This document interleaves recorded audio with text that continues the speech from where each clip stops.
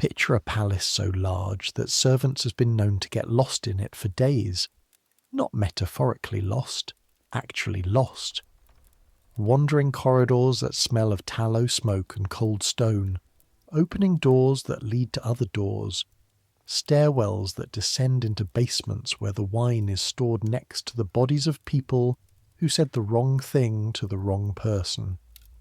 Now fill it with 1,500 rooms. Add 10,000 candles burning at once on feast nights, each one throwing shadows that move like conspiracies on the walls.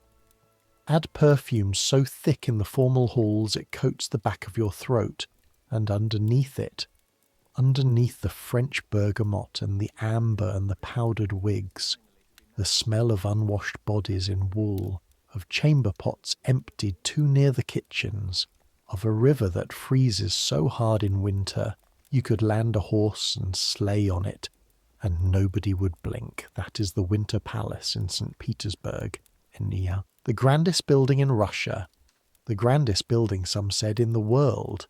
A place where a German woman with a sharp mind and absolutely no legitimate claim to the throne had made herself Empress of 130 million souls, and where everyone around her was either trying to please her, seduce her, manipulate her, or quietly destroy whoever was standing closest to her favour. Usually all four at once. We are going back there tonight, not as diplomats, not as historians, not as the kind of person who gets a private audience and a tour of the Amber Room while someone explains the geopolitics. We are going as someone who matters to nobody, which means we get to see everything.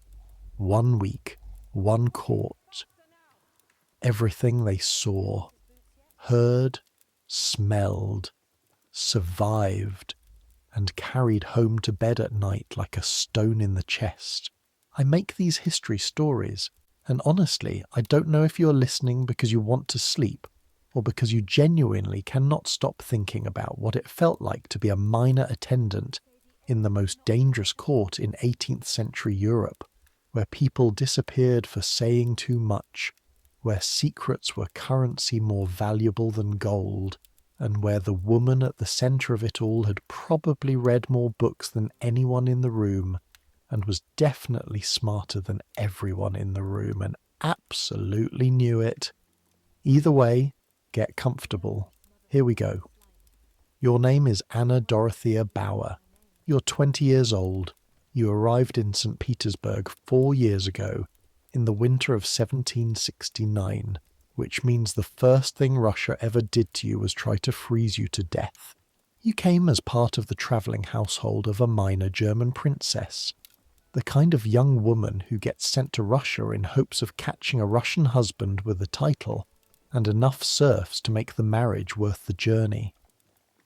The princess did not catch her husband. She went home.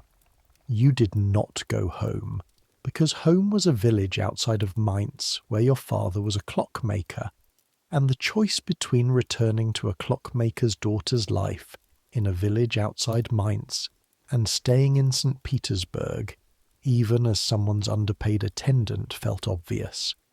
You stayed. You found a position. You learned Russian, which sounded like gravel rolling inside a drum when you first heard it, and which eventually became the language you thought in, dreamed in, muttered under your breath when you knocked your shin on a furniture corner in the dark. You are now the junior attendant to Countess Elizaveta Fyodorovna Protasova, one of the Empress's ladies-in-waiting, which means you dress her hair, manage her wardrobe, carry her correspondence, answer her door at hours of the night that should be illegal, and know every secret she possesses, which are numerous, and not yours to tell. It is November of 1773. The Neva River outside the palace windows froze 3 weeks ago, in the middle of the night, as it always does, not gradually but suddenly, the current slowing and thickening, the ice forming from the banks inward until by morning the whole river is locked in grey-white silence. The city changes when the river freezes. The noise changes. The smell changes. Everything pulls inward and gets quieter and harder, the way a fist closes. You're standing in a service corridor on the 3rd floor of the Winter Palace at something very close to 3 in the morning.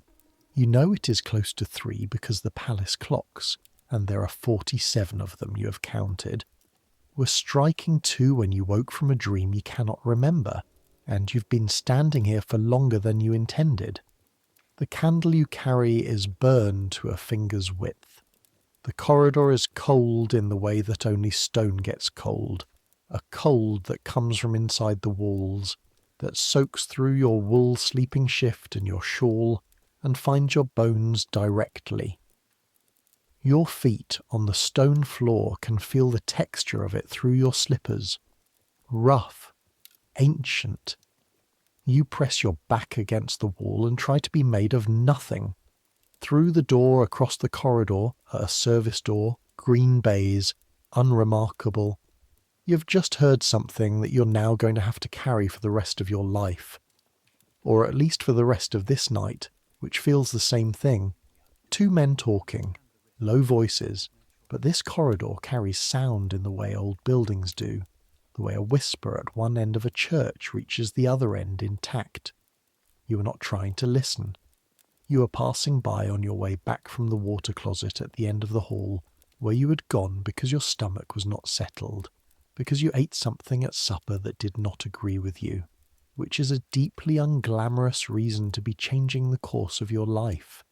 But here you are. You had stopped because one of the voices was familiar. You recognized it the way you recognize a smell before you can name it. And then the words themselves had stopped you completely. The familiar voice belongs to Grigory Alexandrovich Potemkin, Prince Potemkin, the most powerful man in Russia after the Empress herself, and some days the most powerful man in Russia, including the Empress herself. You have seen him many times. You have been within touching distance of him twice, and both times the sheer physical presence of him, the size, the single eye, the voice that seems to come from somewhere below the floor, made the air feel different, thicker, as though he displaces more space than his body technically occupies. You know his face better than you know your own brother's face. Everyone in this palace does. The other voice you do not recognize. It does not matter. What matters is what Potemkin said. He said, "The papers are in order. The Chancellery moves tomorrow at midnight. Tell Sheshkovsky to handle it personally. I want no confusion about the charges." A pause. The sound of something poured into glass. "And the wife? What about the wife?" The other voice, too low to catch the words. Potemkin again. "Then she goes to Moscow. The house is confiscated. The children stay with her mother." Another pause, longer this time. "He was warned twice. This is not my cruelty. This is his own stupidity made visible." Then footsteps. Not toward your door, toward the other end, toward the main corridor, the good carpet, the world where people like Potemkin walk. You pressed yourself against the wall so hard the stone left its coldness in your shoulder blades like a brand. You held the candle against your chest because you were afraid the light would show under the door. You did not breathe properly for what felt like several minutes. The sound of the door on the far side opening, closing, silence. You are still standing here. Your candle is going to go out if you do not move soon. The cold is getting into your feet in a serious way, a way that will leave them aching in the morning. You know who Sheshkovsky is. Everyone in this palace knows who Sheshkovsky is. Stepan Ivanovich Sheshkovsky, chief interrogator of the Secret Chancellery, the Empress's instrument of state terror, the man who has made broken people out of proud ones in a room somewhere beneath this palace that you have never seen and never want to see. the man people whisper about in the back corridors and then stop whispering about when a door opens. The Chancellery moves tomorrow at midnight. The question you're now standing in the cold dark asking yourself is simple. Who are they coming for? You do not know. Potemkin did not say a name, and that is in some ways worse than knowing, because not knowing means every man at court could be the one, every man with a wife, every man who was warned twice and did not listen. Your mind is already sorting through the faces you know, the conversations you've half overheard in the past weeks, the small signs of someone whose luck is turning, the cold greeting from an official who used to be warm, the absence from a dinner where presence is an obligation, the face that goes careful and still when certain subjects are raised. You need to go back to bed. You need to sleep. In 5 hours you will need to dress Countess Protasova's hair for morning assembly, and the Countess has very particular feelings about her hair, and she will know immediately if you are tired, and she will say so in the kind of voice that makes you feel like a piece of badly maintained furniture. You push off from the wall. Your feet are so cold that the first few steps feel uncertain, like walking on something that may not hold. You move down the corridor away from the green baize door, toward the narrow stair that leads to the servants' floor. The candle stutters. You cup your hand around it and keep moving. The thing about living in a palace is that the walls are not solid. They are porous. They breathe gossip and fear the way a body breathes air. There are 463 servants employed in the Winter Palace in the year 1773. Footmen, housemaids, ladies' maids, kitchen staff, laundry workers, coachmen who sleep in quarters above the stables and smell of horse and straw. There are musicians on permanent retainer, artists, librarians. There are secretaries and secretaries' secretaries. There are guards at every significant door, and guards at doors that are not significant, and doors that appear locked and are not, and doors that appear unlocked and absolutely are. There are people in this palace whose entire function is to know where other people in this palace are at any given moment. There are people whose entire function is to make sure those people don't find out certain things. And there are people like you, invisible. Furniture that breathes. The kind of person a nobleman walks past without registering. Because why would you register furniture? Invisible people hear everything. This is both your greatest advantage and, tonight, your most significant problem. Your room is on the 4th floor in the section of the palace where the junior servants sleep. It is not a room, technically. It is a section of a larger room divided by a wooden partition that reaches 2/3 of the way to the ceiling. On the other side of the partition, Darya Ivanovna, the Countess's senior maid, sleeps with the heavy certainty of a woman with a clear conscience. You can hear her breathing through the partition, slow and regular, completely undisturbed by whatever is happening on the 3rd floor. You ease yourself onto your pallet. The straw rustles. You pull the blanket up to your chin and stare at the ceiling, which is dark except for the faint light that seeps in from somewhere outside, the reflection of snow off the frozen river, an ambient glow that makes the room not quite fully black. Just dark enough that you cannot see the cracks in the plaster. Just light enough that your eyes find shapes in the dark and your brain assembles them into faces. The Chancellery moves tomorrow at midnight. You count the men you know at court. You start with the men closest to you, the men whose faces you see every day, whose routines intersect with yours.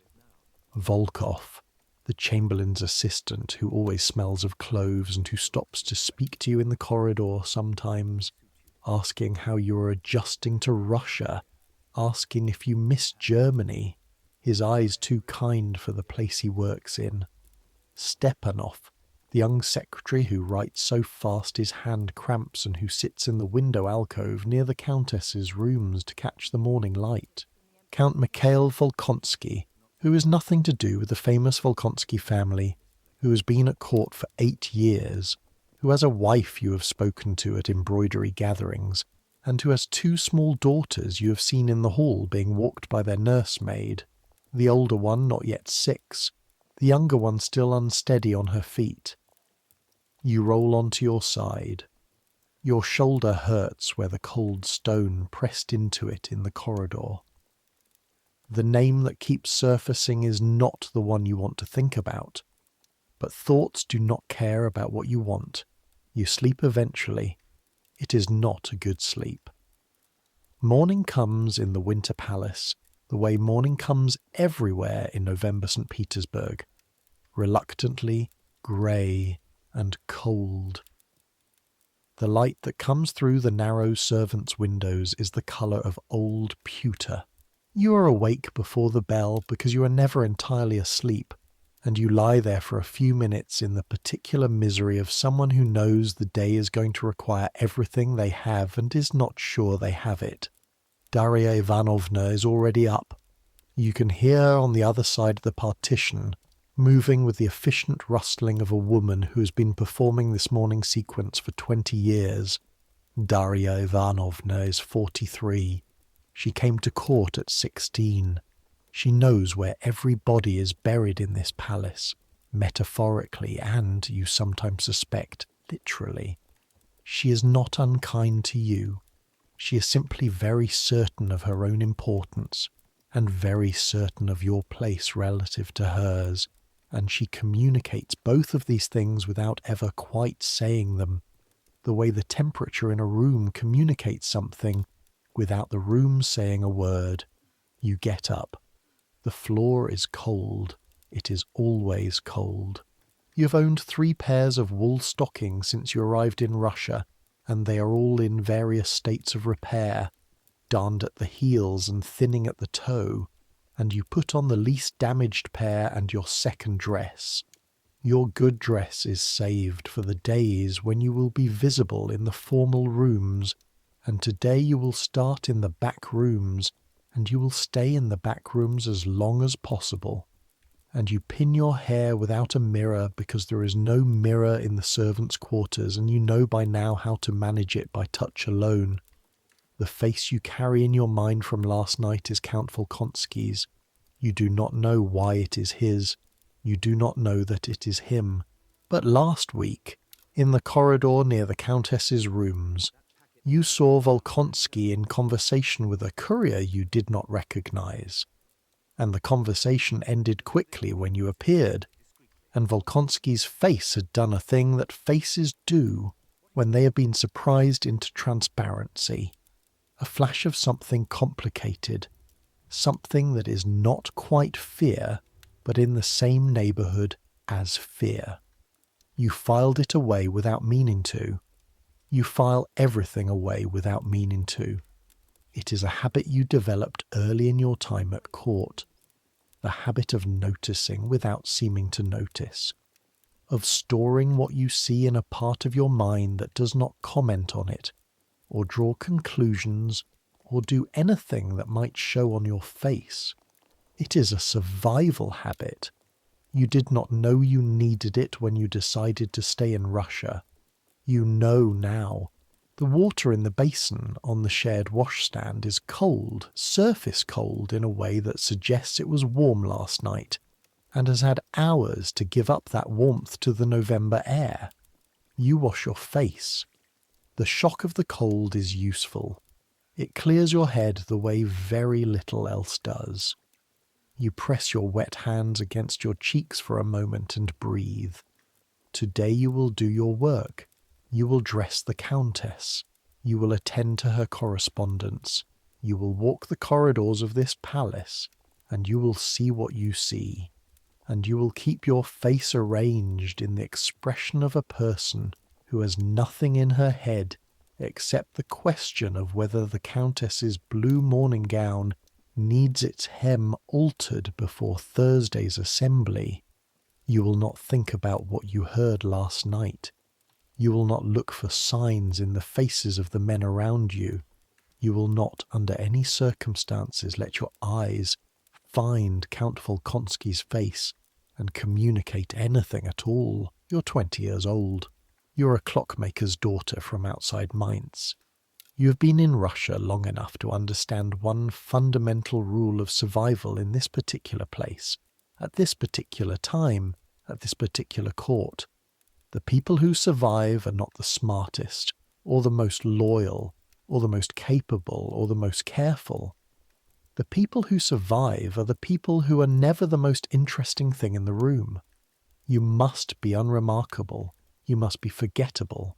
You must be, every single day, thoroughly, completely, exhaustingly ordinary.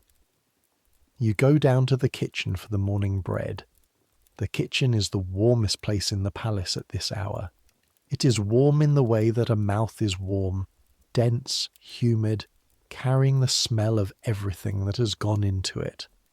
Bread baking, porridge thickening in copper pots, dried herbs hanging from the ceiling rafters that run across the kitchen ceiling like a low wooden sky. The head cook, Fedor Stepanovich, is a man of approximately no humour and extraordinary competence, and he runs the kitchen with the quiet authority of someone who knows that the palace cannot function without him, and that everyone knows it, and that knowing it is enough. He does not need to say it. You take your bread, black, dense, the crust so hard it leaves marks on the inside of your lip, and your cup of weak tea, and you eat standing near the fire because the warmth is worth the closeness of 15 other servants doing the same thing, elbows touching, breath visible in the cold air beyond the fire's reach. Across the kitchen, 2 footmen are talking in low voices. They stop when the scullery maid walks past, then resume. Their voices do not carry to you. Their faces are arranged in the careful blankness of people sharing something they should not be sharing. Something is already circulating. You do not know what. You finish your bread and your tea and you do not ask. You take your leave of the kitchen warmth with genuine regret and go up to attend the Countess. Elizaveta Fyodorovna. Protasova is 41 years old, has been at court for 19 years, and is one of the Empress's genuine intimates, which means she's one of perhaps 6 people in Russia who can walk into the Empress's private rooms without sending word first. This is not a small thing. Access to the Empress is the entire economy of this court. Everything flows from it. Every appointment, every rank, every fortune that rises or falls, every marriage arrangement, every posting to the provinces or elevation to the capital, all of it flows through who has the Empress's ear. Countess Protasova has the ear. This means her rooms are warm, her wardrobe is extravagant, her household is well fed, and everyone who passes her door treats her with the particular deference of people who understand that she could have them transferred to a posting in Siberia with a single conversation. She is also, in the privacy of her rooms, a person of unexpected humour and occasional surprising warmth, and this is a thing you've learned not to mention to anyone, because in this court you do not give anyone information about the people above you, unless the information is already so widely known as to be useless. What you know about the Countess you keep. It is a form of respect and a form of survival, and you have stopped being able to tell the difference.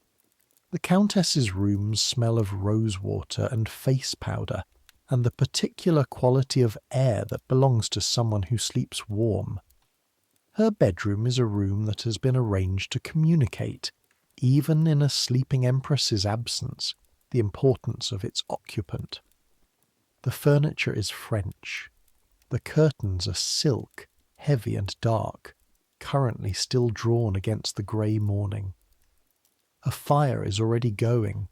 The house serfs who tend the fires are up before anyone, creeping through cold corridors to lay in light before their betters wake. The room is light enough for the work ahead. The Countess is sitting at her dressing table, wrapped in a robe quilted with silk and stuffed with something that makes it stand out from her body in a way that suggests considerable expense. She's looking at herself in the mirror with the expression of a woman taking a daily accounting of what time is doing to her. It is not a vain expression, exactly. It is more like the expression of a general reviewing troop positions. Strategic, methodical. She does not say good morning. You do not expect her to. You take your position behind her and begin to take down the sleeping cap and the pins that held her hair through the night, and you begin the process of constructing a morning arrangement that will be suitable for the assembly at 10, which will involve presenting herself to the Empress and several hundred other people in the formal hall, and which requires the hair to accomplish certain things that take approximately 40 minutes and a great deal of focus. The Countess's hair is brown, going to grey at the temples, thick, coarser than it looks. You learned the weight and texture of it in your first week, the way it holds pins, the way it resists certain arrangements and yields to others. You work from memory and from the knowledge that what she wants this morning is something close to what she wore last Wednesday, which went well. You section it out with your fingers. You reach for the heated tongs on the small stand near the fire, the ones you heated when you came in because you knew they would be needed, because you learn things about the people above you, and you use that learning to keep yourself useful, which is its own form of currency. The Countess watches your hands in the mirror. She does not look at your face. This is normal. To her, your face is not the interesting part of you. Your hands are the interesting part. Your hands are what she has paid for. You look tired, she says. Your hands do not stop moving. I slept poorly, my lady. My apologies if it shows. It shows in your eyes, the Countess says, not in your work. She tilts her head slightly to give you access to the left side. What woke you? A dream, my lady. Nothing significant.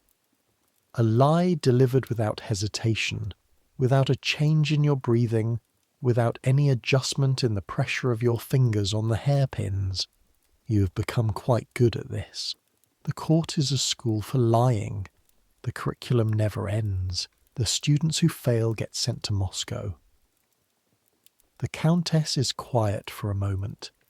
Outside the curtained windows, the city is beginning its morning. Even through the heavy silk, you can hear the distant sound of it. Carts on frozen streets, bells from one of the city's churches.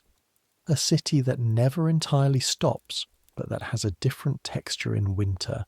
Slower, heavier, like a body moving through cold water. There will be a commotion today, the Countess says. Not to you exactly, in the way that people who are used to having attendants sometimes speak, into the air in front of them, trusting that the air will hear them. The Empress is in a difficult humour. The news from the provinces is worse than they're telling her publicly, and she knows it, which means she knows they're managing her, which makes the humour worse. She watches your hands in the mirror. You'll hear things in the corridors today. Probably have already heard things. Your fingers press a hairpin flat against the crown of her head. I have heard nothing of consequence, my lady. This is not entirely a lie. You have heard something. Whether it is of consequence is something you have not yet decided. The Countess looks at her own reflection with the expression of someone checking whether a door is locked. Well, she says, keep it that way. The news from the provinces. You know what she means by this. Everyone knows what she means by this. Because news from the provinces is the thing everyone in this palace is pretending not to panic about while clearly panicking. Emelian Pugachev. a Cossack from the Don who in September of 1773 declared himself to be Tsar Peter III, the late, unlamented, probably murdered husband of Catherine herself, and who has since then been gathering an army of the furious and the desperate and the dispossessed, peasants and Cossacks and factory workers and old believers and fugitive serfs, anyone who has ever had their back against the wall and looked up to find a Romanov above them. His rebellion is moving. It has taken fortresses. It has executed noblemen. It is not at the moment anywhere near St. Petersburg, but St. Petersburg knows that moment can change, and the knowing of it has gotten into the palace the way cold gets into stone, through every small crack slowly, until you cannot find the source of it anywhere and cannot get warm. A rebellion of the poor, a nobility that knows what the poor think of them, a court that depends on the certainty of its own legitimacy, and has, in the person of a German-born empress who took the throne over her husband's dead body, only the most fragile claim to that legitimacy. And into this, Potemkin moves against someone at midnight. You finish the countess's hair. You help her into her morning gown, navy wool with white trim at the collar and cuffs, not her finest but appropriate for the assembly. You button the buttons at the back, 37 of them, small and covered in matching fabric, each one requiring 2 hands and patience. While you button, you think about what Potemkin said, and what you do not know, and what the cost of knowing things is, and what the cost of doing nothing is, and whether those 2 things are different or the same. My letters, the Countess says when you're done with the buttons. You take up the small pile of correspondence from her writing table and sort it by the seals.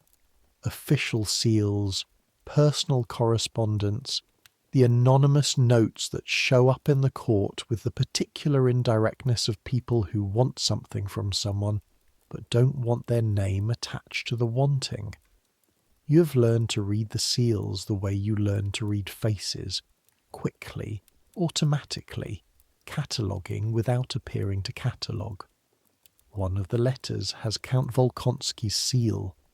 Your hands sort it into the personal correspondence pile without any additional pause. Your face does not change. The Countess takes the pile without comment and breaks the seals one by one, reading with the focused attention she brings to all information, and you move to the window to adjust the curtain, letting in the grey November light, and you look out at the frozen Neva below the palace, and the city spread across the far bank and the white flat expanse of ice between, and you think, if I am going to do something, I need to know whether there is anything to do. But first, you need to know who they are coming for. The assembly at 10 is held in the Grand Hall, which is a room that exists to say one thing, and says it with every surface available to it. Power. The ceiling is painted with figures from mythology, reclining in impossible grace against clouds that are the colour of the inside of a shell. The walls are hung with silk in shades of green that shift in the candlelight from moss to emerald to something with no name, and between the silk panels hang portraits of Romanov predecessors that look down with the particular condescension of people who've been dead long enough that nobody needs to be polite about how unpleasant they were. The floor is parquet, inlaid wood in patterns so complex they suggest a kind of madness, or a kind of wealth so complete that complexity is just something you commission when you're bored. The chandeliers hold 1,000 candles, and when they are all lit, the room is bright enough to show every expression on every face, which may or may not be the point. The assembly happens every morning when the Empress is in residence. It is not optional. Absence from the morning assembly is a statement, and in this court statements are read and interpreted with the precision of scripture. You come. You stand in your correct position. You present yourself to be seen and to see and to register who else is present and who is not, and what the gradations of relationship between people are today versus yesterday. It is the daily market of social intelligence, and your attendance is your rent. You are not required to attend. Your rank is below the threshold of people for whom morning assembly is an obligation. But Countess Protasova expects you in attendance, in the gallery above the main floor where the secondary attendants stand, close enough to be summoned if needed, and distant enough not to be in the way. You are there. You're in your good dress.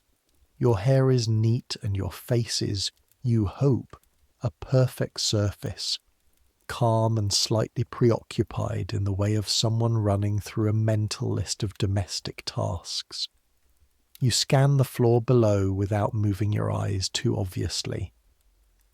The Empress enters from the far end at 10 past the hour, which is early for her, which means her mood is focused. She is 53 years old, Catherine Alexeyevna, born Sophia van Halt-Zerbst, princess of a principality so minor that most educated Europeans could not have found it on a map. She has been Empress of Russia for 11 years. She looks like an empress. She has learned, over the course of those 11 years, to occupy her body in a way that communicates the weight of her office without a word.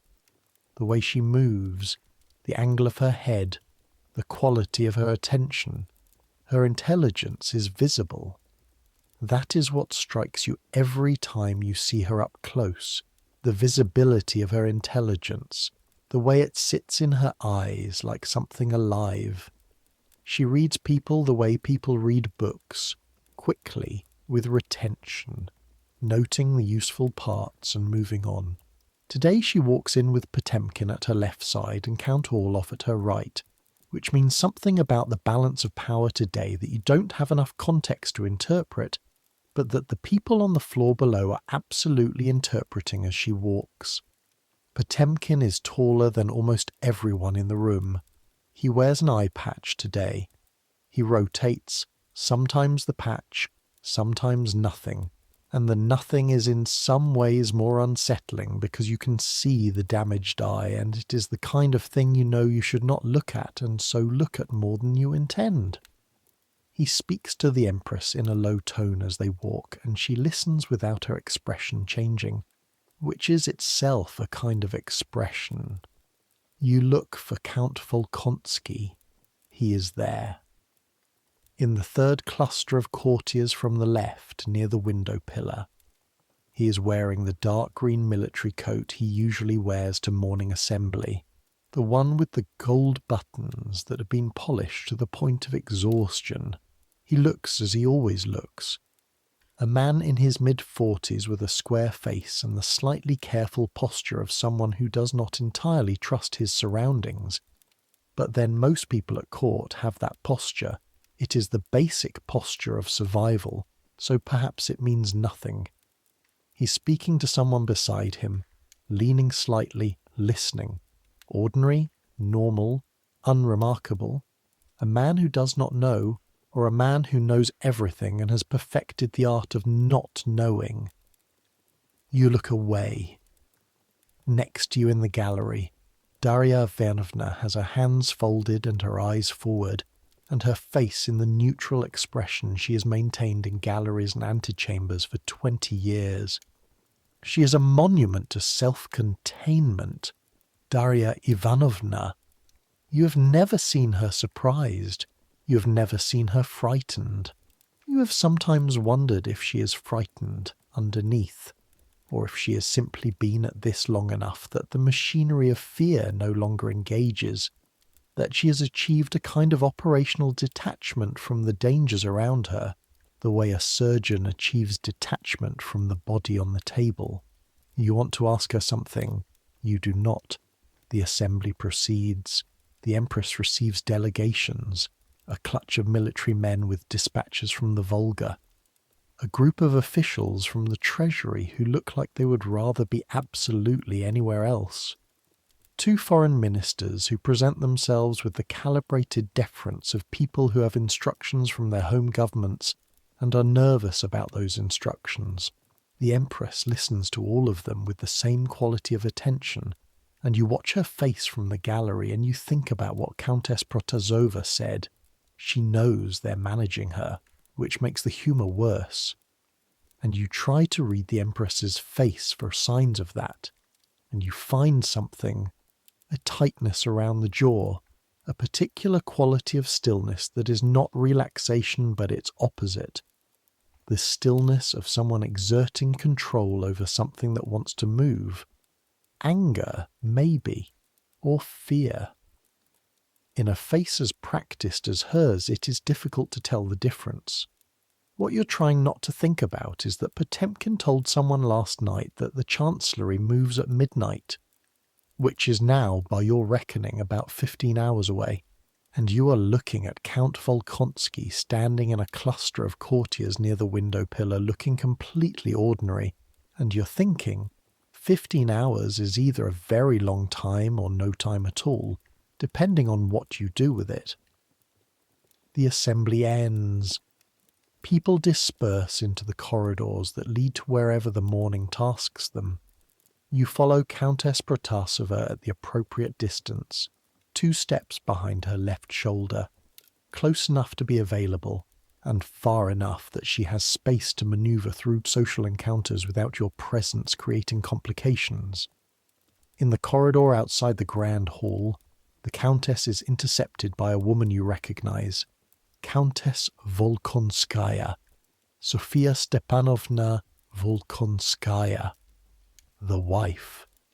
She's perhaps 35, with the kind of fair beauty that looks slightly nervous even at rest, and today she looks more than slightly nervous. Her eyes are too bright.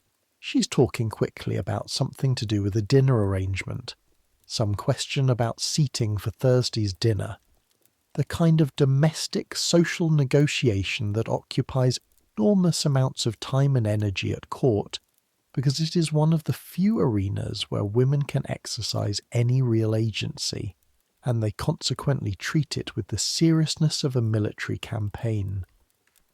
But her eyes are doing something different from her words. Her hands are doing something different. Her hands are holding each other in front of her in a grip that looks like she's trying to hold something still, some internal agitation that is threatening to surface through her fingers. Countess Protasova listens, answers, agrees to something about Thursday. The social exchange completes and they separate, the corridor rearranging itself around them the way corridors do, and you continue 2 steps behind the Countess's left shoulder, your face a surface, your eyes on the floor, and underneath your surface a decision is forming that you have not yet fully acknowledged to yourself. You need to know if it is Volkonsky, and if it is, you need to decide what to do about knowing. The question is how. The morning passes in the architecture of its tasks. The Countess requires 3 things drafted: a formal response to a social invitation, a note to a milliner about an overdue order, and something more careful and complex that she dictates in a low voice and asks you to copy in your best hand, which is good, much better than most people expect from someone who grew up in a clockmaker's house, but which has served you well in this place where so much passes through the written word, and not everything is entrusted to the official secretaries. You copy it. You do not read it for content, or rather you read it with one part of your mind and immediately seal that part away, the way you might close a cabinet and turn the key. You write what she dictates, and you do not react to it, and when she reviews the copy she says good, which is as close to a compliment as she regularly offers. Between tasks you are in the antechamber. The antechamber is a room between the Countess's formal receiving room and her private rooms, and it functions as a waiting room, a sorting room, a space where things and people are held until the Countess is ready to deal with them. It is a room where you spend a great deal of time and where you hear a great deal of things. Today what you hear is the particular quality of alarm that has gotten into the palace's circulation like a fever. People who would normally speak in full sentences are speaking in fragments, in suggestions, in raised eyebrows and meaningful pauses. Something is moving in the background that nobody is discussing and everyone is aware of. This is not unusual for this court. There's always something moving in the background, some negotiation of loyalty or rumour of favour lost or gained. But today the quality of it is sharper, closer to the surface. At midday, you leave the antechamber on an errand to the library on the second floor, where you're to collect 2 books the Countess ordered last week, and which should by now be delivered. The library is off the main corridor, a room of brown leather and candle shadow where books are shelved in high dark cases, and the air smells of old paper and the particular dustiness of knowledge that has not been moved recently. You find the books, you note their titles automatically, you prepare to leave. You were in the corridor last night. The voice comes from behind one of the shelves, not loud, conversational, as if commenting on the weather. You turn around.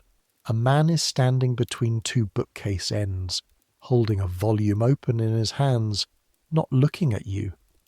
He is perhaps 35, with a sharp face and clever eyes, and the kind of clothes that say mid-rank official with aspirations, not rich enough to be careless, not poor enough to be invisible, which makes him a person of information and ambition and limited protection.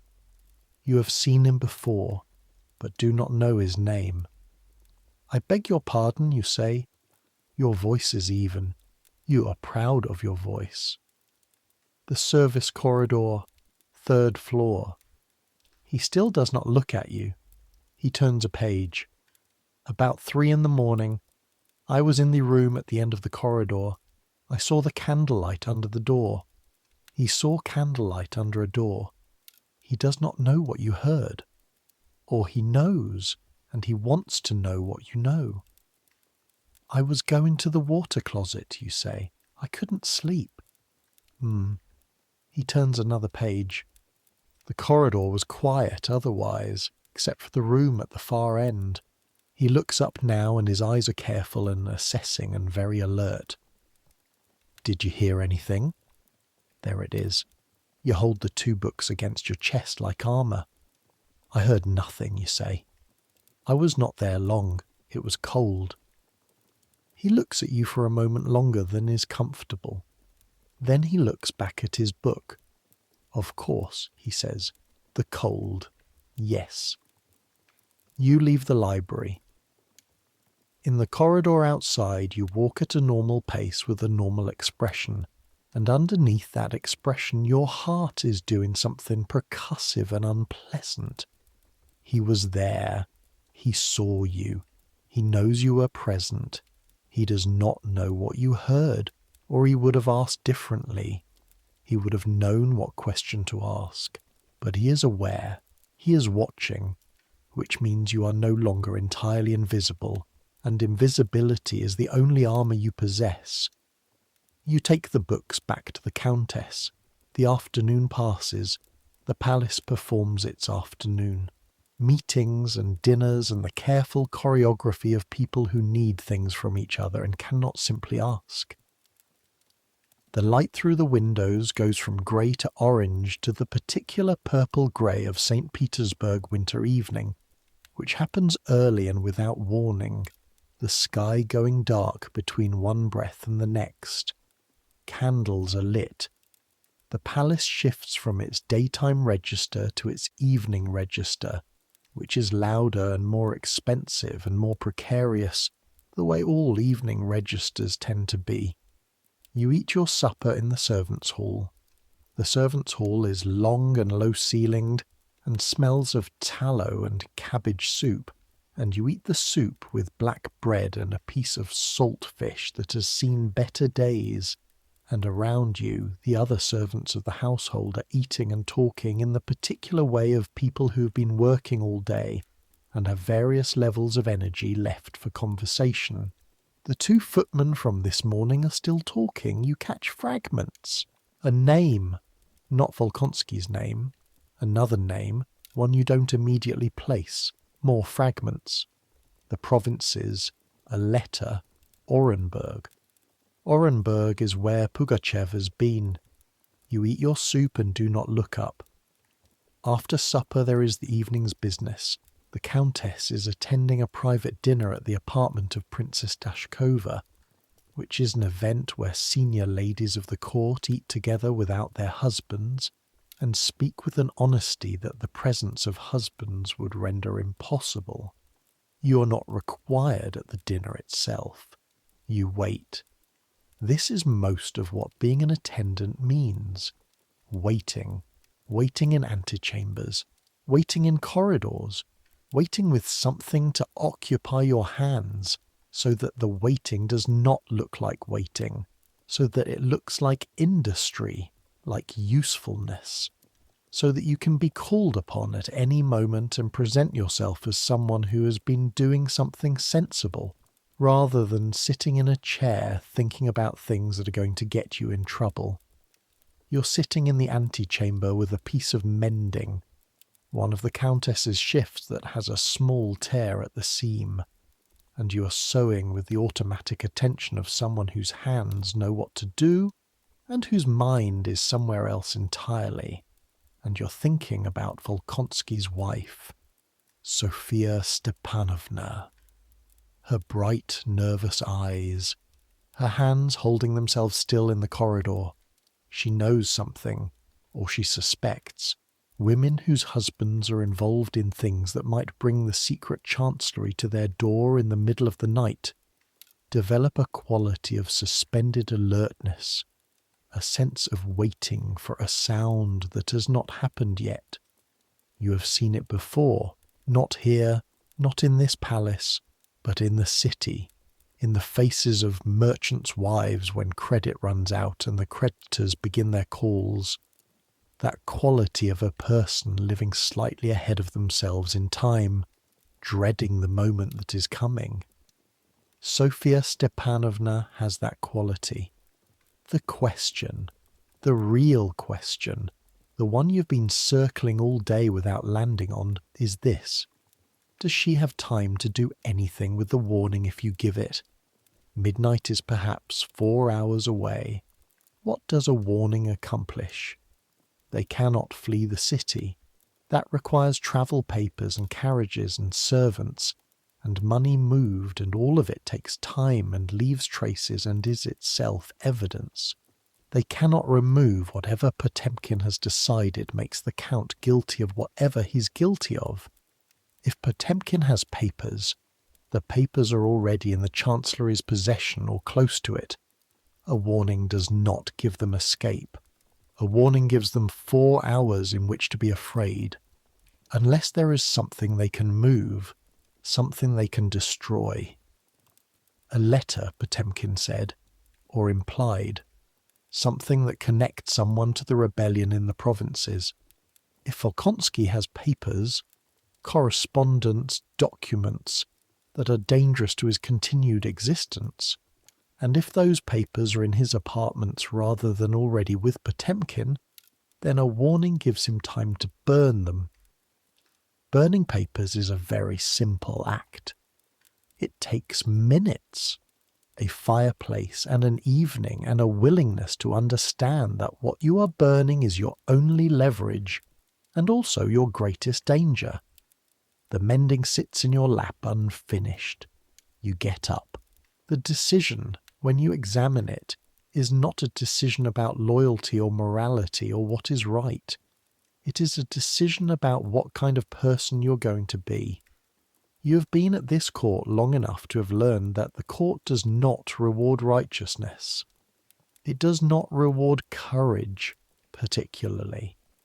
What it rewards is the careful management of information, the delicate calibration of what you know and what you appear to know, and what you do with the gap between those two things. What you're considering doing right now is not righteous, it is calculated. You're going to help someone you know, because the world in which Sofia Volkonskaya's daughters grow up with their father, or without him, is a world you get to have some small agency over. And that small agency is a thing you will have to live with, or not live with, for the rest of your life. And you are 20 years old, and you are from a village outside Mainz, and your father made clocks, and in your village people helped each other without asking what it was worth. You fold the mending, you set it on the chair, you smooth your dress and check your hair by touch, and you go out of the antechamber into the corridor. The palace at this hour is not quiet.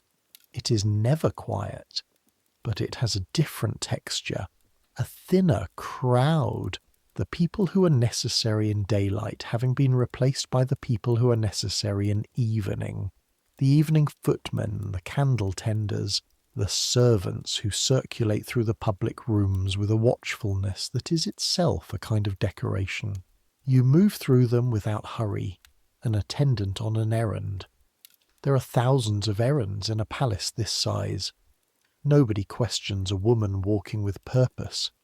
The Volkonsky apartments are in the East Wing, ground floor, which is where court families with a certain length of tenure end up. Not the most prestigious apartments, not the coldest, a middle category of permanence. You know where they are because you delivered a parcel there once 2 years ago, when the Countess required a book to be returned and sent you with it. You have been by that door. You remember the arrangement of the corridor. You remember that the apartment door is blue, not green. One of the few blue doors in that section. You find it. You knock. A long pause, then footsteps. The door opens, not the full way, but a cautious quarter. A crack through which a servant's face appears. A young woman, perhaps your age, with the red eyes of someone who's been crying, and the defensive set of a person who is not going to show it. I need to speak to the Countess, you say. Briefly, please. A longer pause. The door closes. A murmur of voices from inside, one calm and one agitated. Then the door opens fully and Sofia Stepanovna is there, in her evening dress with her hair half done. And she is looking at you with an expression that tells you everything. She already knows that something is wrong. She has known all day. She's just waiting to find out what shape it takes. You step inside. The young maid closes the door behind you. The room is warm. There is a fire going and several candles, and the particular quality of an interior room in a palace that has been made as much like a home as it can be. Rugs on the floor, portraits on the walls, a child's drawing pinned with a tack above the fireplace that looks like a horse but might be anything. The room smells of pine resin and candle wax and faintly of food from an evening meal. Sofia Stepanovna is looking at you without expression, which is itself an expression. You are the German girl, she says, from Countess Protasova's household. Yes, my lady. Why are you here? There is no version of this that is elegant. You either say the thing or you do not say the thing. I overheard something last night, you say. I am not certain it concerns you. I may be wrong, but if there are papers in these rooms, correspondence, documents, that could be considered, you stop, find the word. Problematic. They should not be here after tonight. She goes very still. What kind of problematic? Her voice is quiet. The careful quiet of someone keeping something very large under control. Letters to parties in the provinces, or letters from such parties. If there are any such letters, they should not be here after tonight. The room is very quiet. The fire crackles. Somewhere in the apartment, behind a door, a child coughs once in sleep. Sofia Stepanovna is looking at you with an expression that contains several things at once: fear and assessment, and something that might be relief at the specific shape of a dread that has been formless all day and is now recognizable. The dread has arrived, and it has a definite form, and that is in some ways easier than the waiting. "When?" she says. "Midnight, I believe." She nods, once, precise. Then she says, "Thank you." Her voice on those two words is very controlled and completely stripped of pretense, and in it you hear the actual person behind the court performance, the woman who loves her husband, or at least fears for him, the mother of two small daughters who are asleep behind that door, and you feel the weight of what you have just done land in your chest like a stone dropped from a height. "I should go," you say. "Yes." She's already moving toward the desk in the corner of the room. Her hands are steady. Whatever else Sofia Volkonskaya is, she is not someone who falls apart when action is required. "You should go quickly, and you should not have been here." "I was never here," you say. She does not look up. Her hands are on the desk opening a drawer. You let yourself out of the apartment. In the corridor outside, you stand with your back against the wall next to the blue door and you breathe. The corridor smells of floor wax and candle smoke. Somewhere far away, in the part of the palace where the good rugs are, someone is playing a keyboard instrument. A slow melody that drifts through the corridors and means nothing and everything. You push off from the wall and walk back toward the East Servants' corridor, toward the stairs, toward the Countess's rooms and the antechamber and your piece of mending and the rest of the evening that you must get through as though nothing happened, as though you are an ordinary person, as though you have not just placed yourself between a powerful man's decision and its consequences, which is one of the most dangerous places a person of your rank can stand. The corridor stretches ahead of you, long and lit with candles at intervals, each pool of light separated from the next by a section of shadow. You walk from light to shadow to light, and each light feels like a small test, a small moment of visibility, and each shadow feels like a breath. You get back to the antechamber without seeing anyone who knows your name. You pick up your mending. You begin to sew. Countess Protasova returns from Princess Dashkova's dinner at 10:30. She's in a better humour than she left. The dinner was good. The company was good. There is always a particular quality of energy that comes from an evening spent among people of your own rank, speaking freely, and the Countess carries it in the angle of her shoulders, slightly lighter than usual.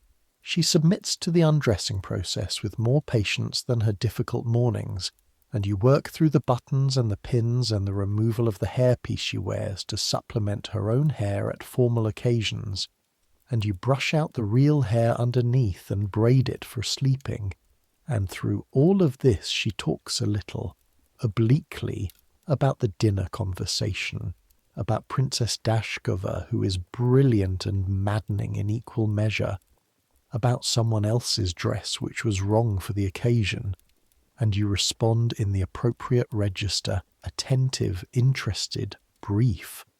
And inside your chest there is a stone you are carrying, and it will be there until morning and possibly longer. The news from the East is very bad, the Countess says.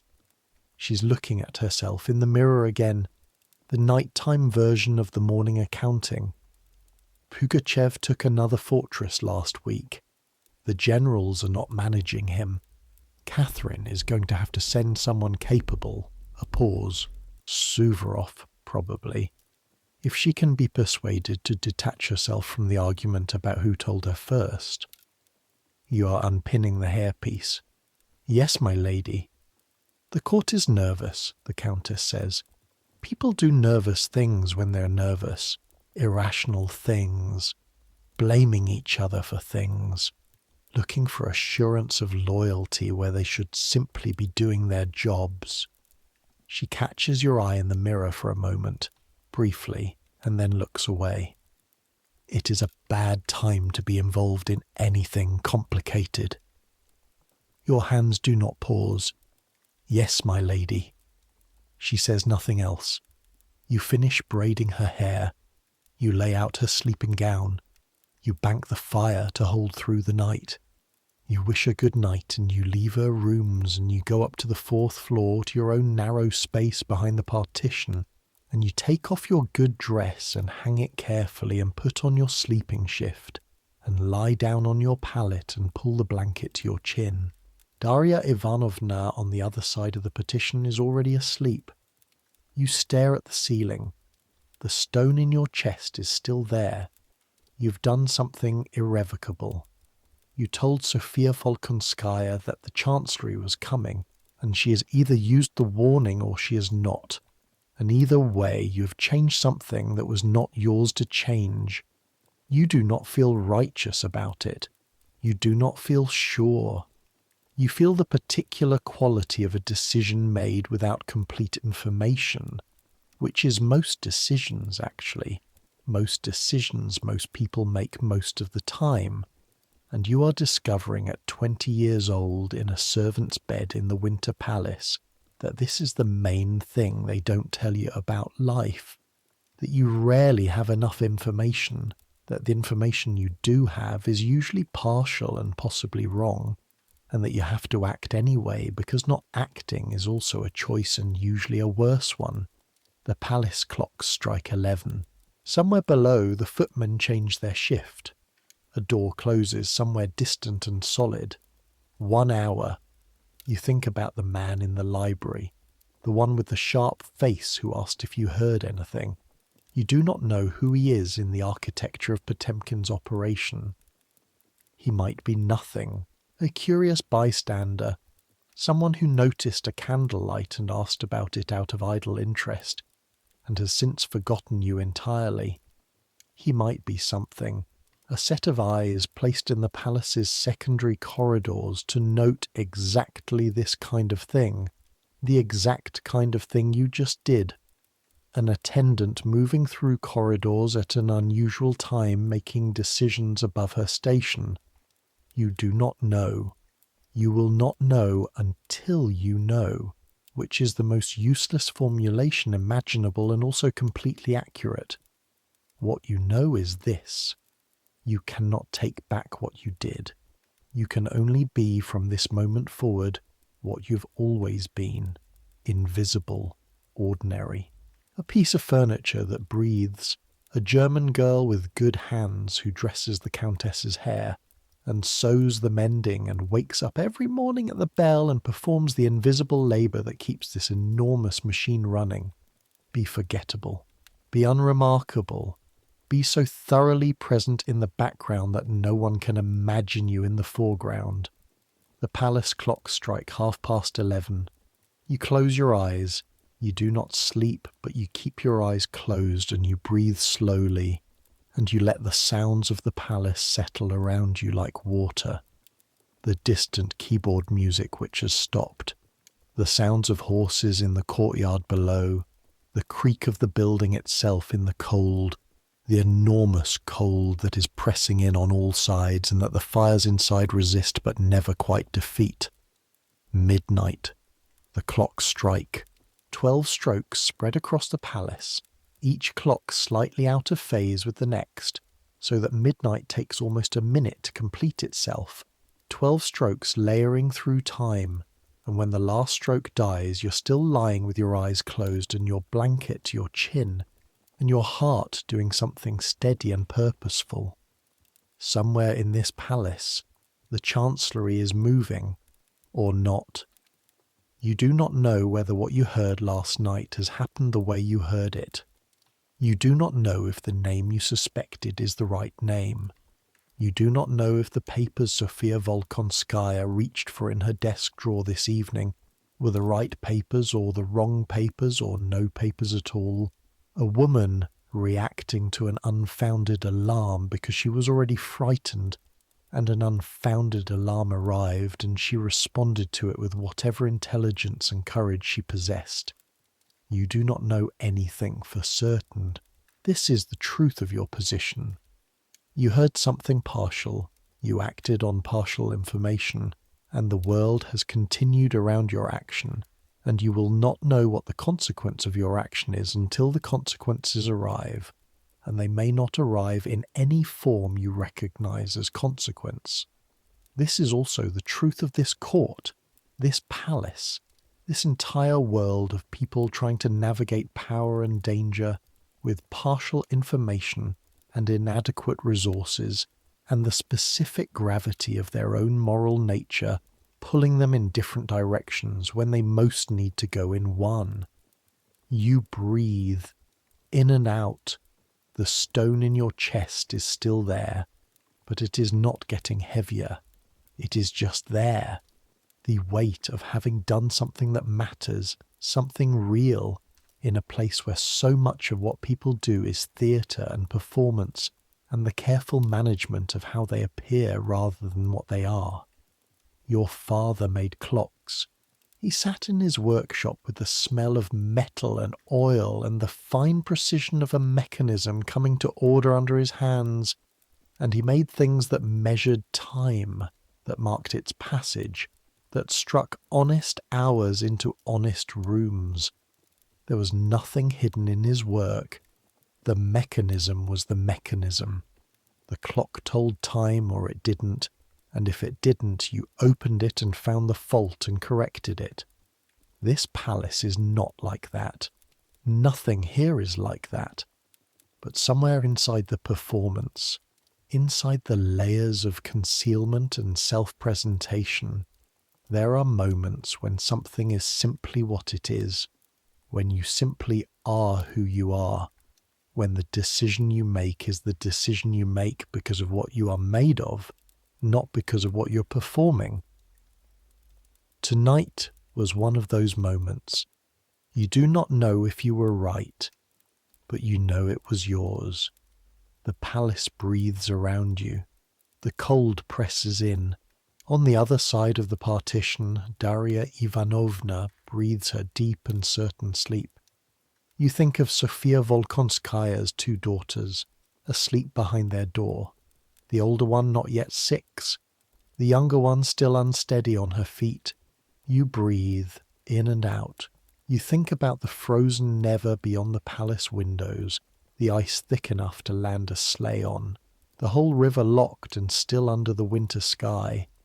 In spring the ice will break. It always does.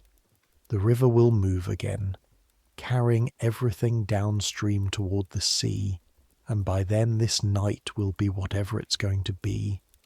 Resolved or unresolved. A thing that mattered or a thing that didn't. A decision remembered or a decision that dissolves into the ordinary flow of days. But that is spring. Right now it is November, and the river is frozen, and you are warm enough, and fed enough, and hear enough, in this narrow space behind this partition, in this enormous palace full of secrets and power, and the particular human comedy of people who think they control things, trying to control things. Tomorrow will come, the bells will ring at 6, the cold will be exactly as cold. You will wash your face in the cold basin and put on your stockings and go down to the kitchen for your bread and your tea, and you will go up to dress the Countess's hair for a morning assembly, and you will stand in the gallery above the grand hall, and you will look at the floor below to see who is there and who is not, and what the arrangement of faces tells you about what the night has done. You will know or you will not know. The not knowing is its own kind of knowledge.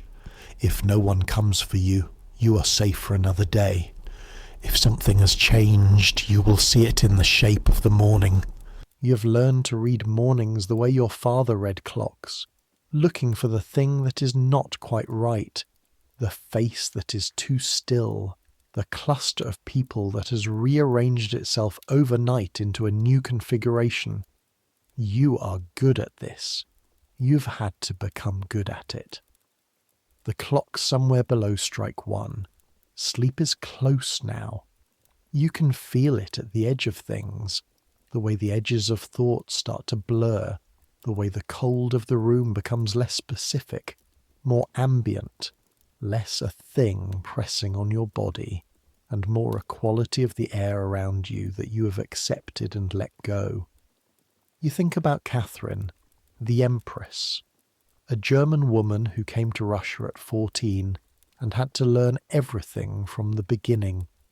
The language, the religion, the customs, the terrain of an enormous country that was in no way her country, and that she had to make her country through sheer will and intelligence, and the willingness to be more Russian than the Russians, who watched her husband stumble and fail and perhaps helped him along to his end, who took the throne and held it and built on it, and is now in the middle of the worst internal crisis of her reign, still holding it, still reading reports, still reforming and corresponding with philosophers and managing generals and managing the men who manage her, and understanding that she is being managed even as she manages them, alone in her private rooms right now probably, reading, perhaps.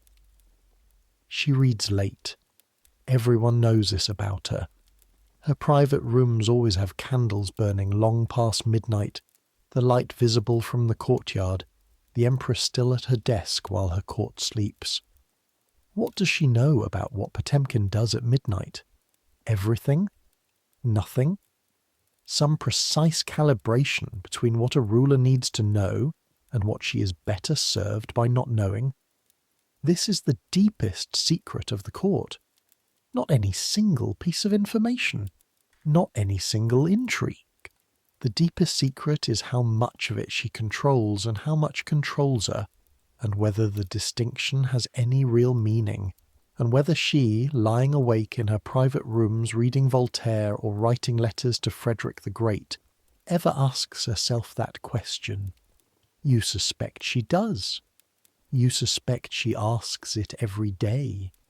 You suspect she has learned to live inside that uncertainty the same way you are learning to live inside yours, by moving forward anyway, by doing what needs to be done with the information you have, by being the person you are even when that person is frightened, by not letting the frightened feeling decide the action.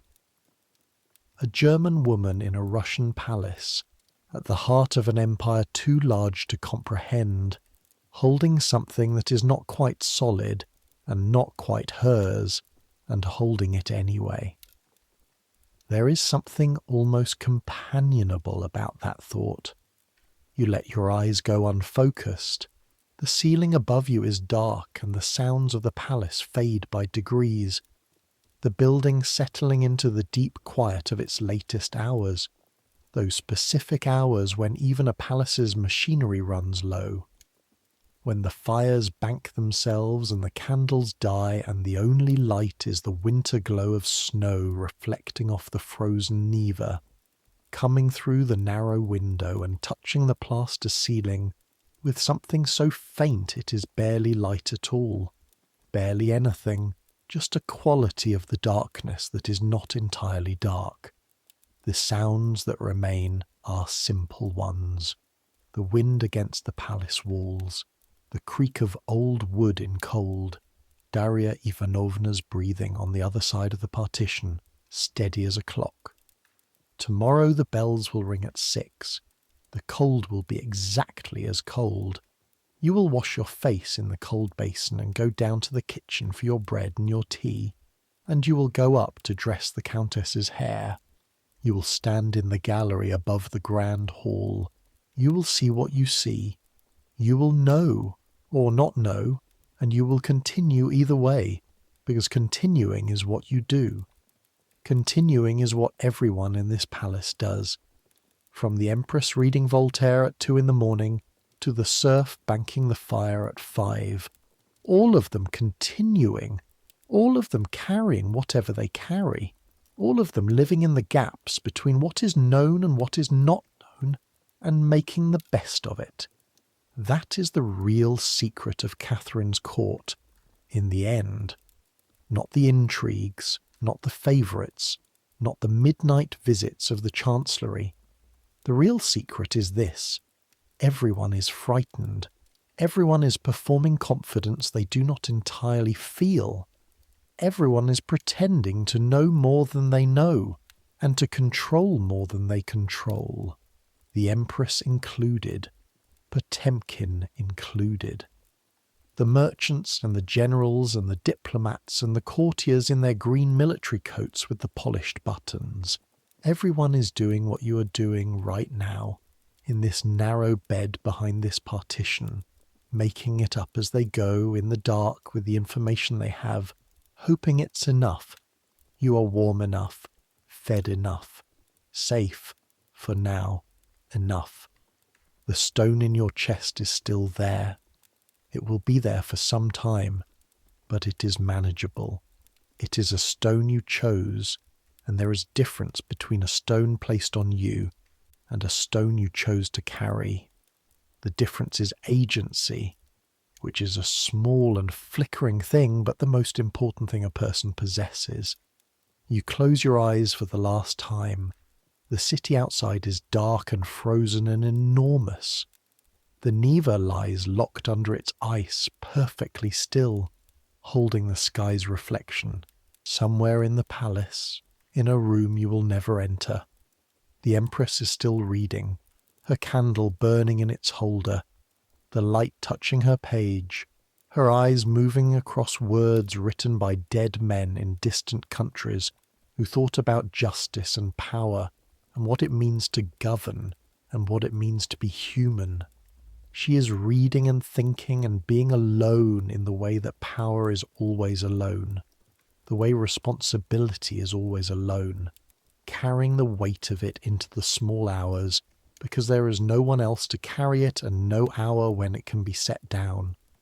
And somewhere in the east wing in a blue-doored apartment, a fire may be burning in a fireplace, papers feeding the flames, the smell of them, old ink, old paper, secrets becoming ash, becoming smoke, becoming nothing.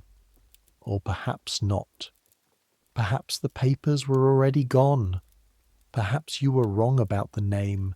Perhaps Sofia Volkonskaya looked at you in her drawing room with that stripped bare expression of a woman who already knew, and burned what needed burning.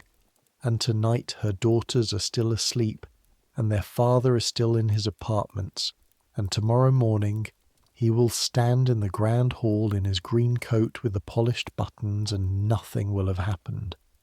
Or perhaps something has happened and you will see it in the morning, or perhaps something has happened and you will never know, because that is also possible. The permanent uncertainty, the action taken and the consequence never clearly visible, the stone carried and no way of knowing whether the carrying mattered. You breathe, in, out, in the distance, faint and clear through the winter silence, the bells of one of St. Petersburg's churches marking the hour. Not midnight, later. The number does not reach you fully. You're already somewhere between waking and not waking, between the cold of the room and the warmth of sleep that is finally reaching up to claim you. Let it. Let the city go dark. Let the palace quiet. Let the weight of the day release itself from your shoulders and your chest and your careful face, and let there be nothing here but the sound of Darya Ivanovna breathing on the other side of the partition, and the faint creak of the building in the cold, and the light from the river that is barely light at all.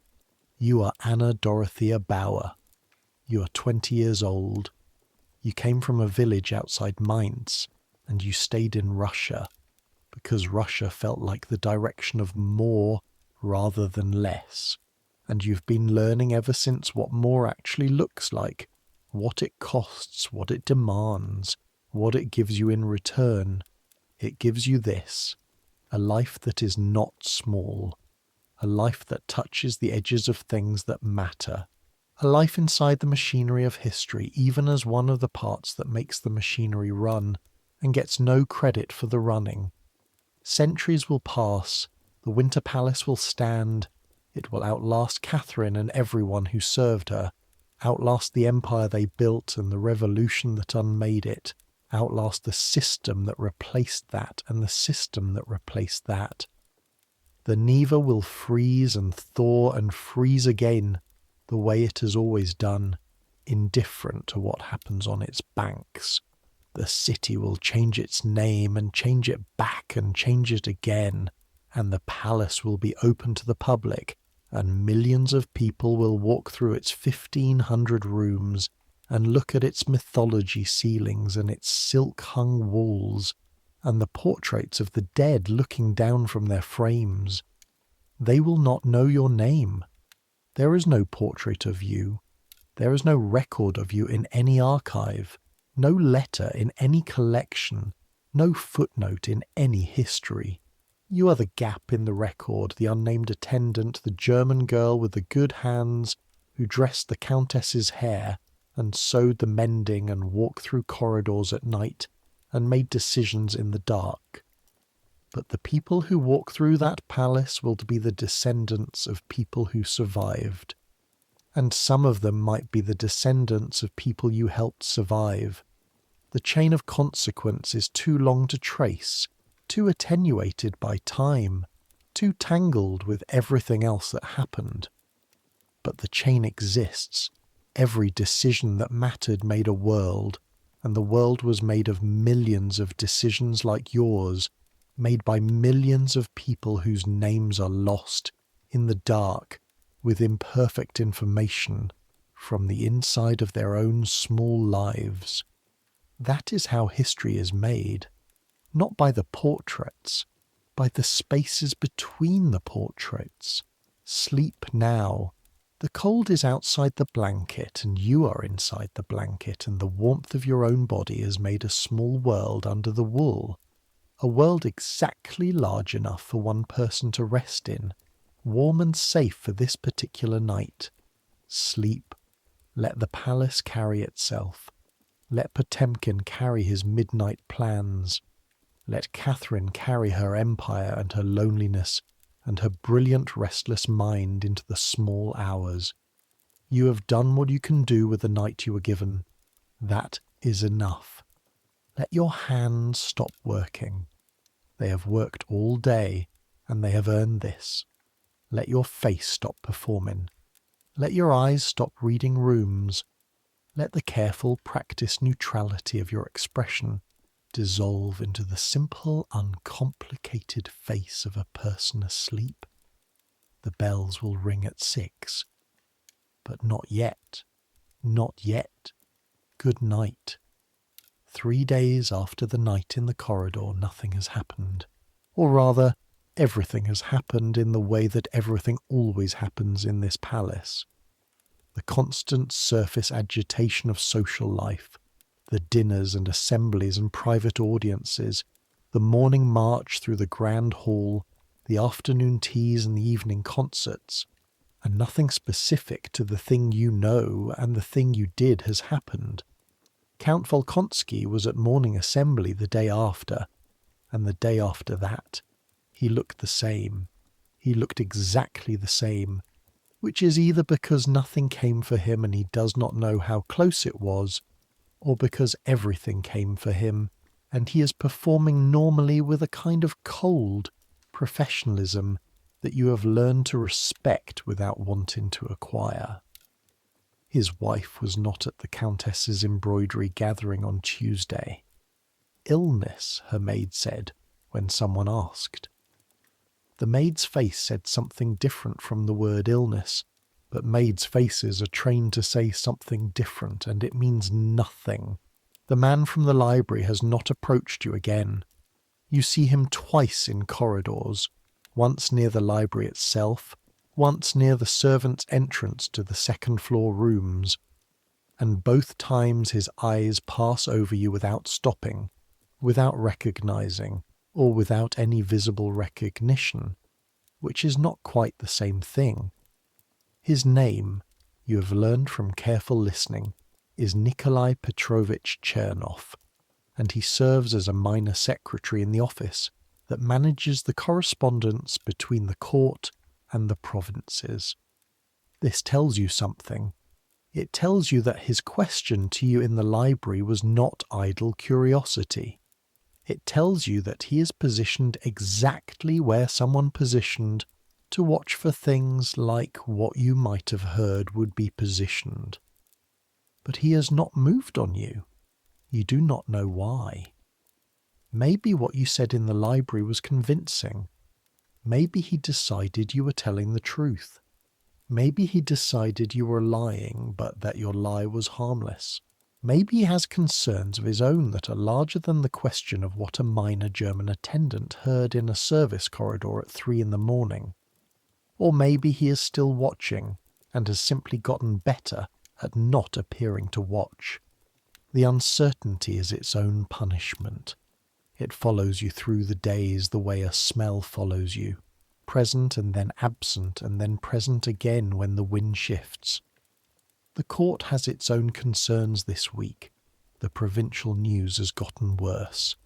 A second fortress fallen, more dispatches from Orenburg that are summarized privately for the Empress and distributed incompletely to everyone else, each person receiving the piece of the truth that someone has decided they should have.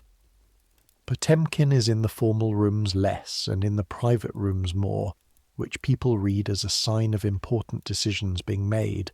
The Empress's humour has shifted from the controlled tension of the morning assembly to something quieter and more focused. The way a person's face shifts when they have stopped worrying about looking worried and started simply working. She has begun to make decisions about the military response that are large and clear and not subject to the usual consultation process, and the effect of watching someone of that kind of decisive intelligence fully engaged is, there is no other word, impressive. Whatever else you think about her, whatever the complexities of how she came to sit where she sits, watching Catherine in the mode of actual decision-making is like watching a clock of very fine quality, keeping perfect time. The clockmaker's daughter in you cannot help but notice. You learn things in this palace by the geometry of rooms, who stands near whom, which cluster includes which face today that was absent yesterday. The way distance between people communicates something as precise as language. The way someone arriving late to a function tells you more than their reason for lateness. The way a letter on a writing table, glimpsed for a moment while you are delivering something, carries a return address that you do not mean to notice and cannot unnotice once you have.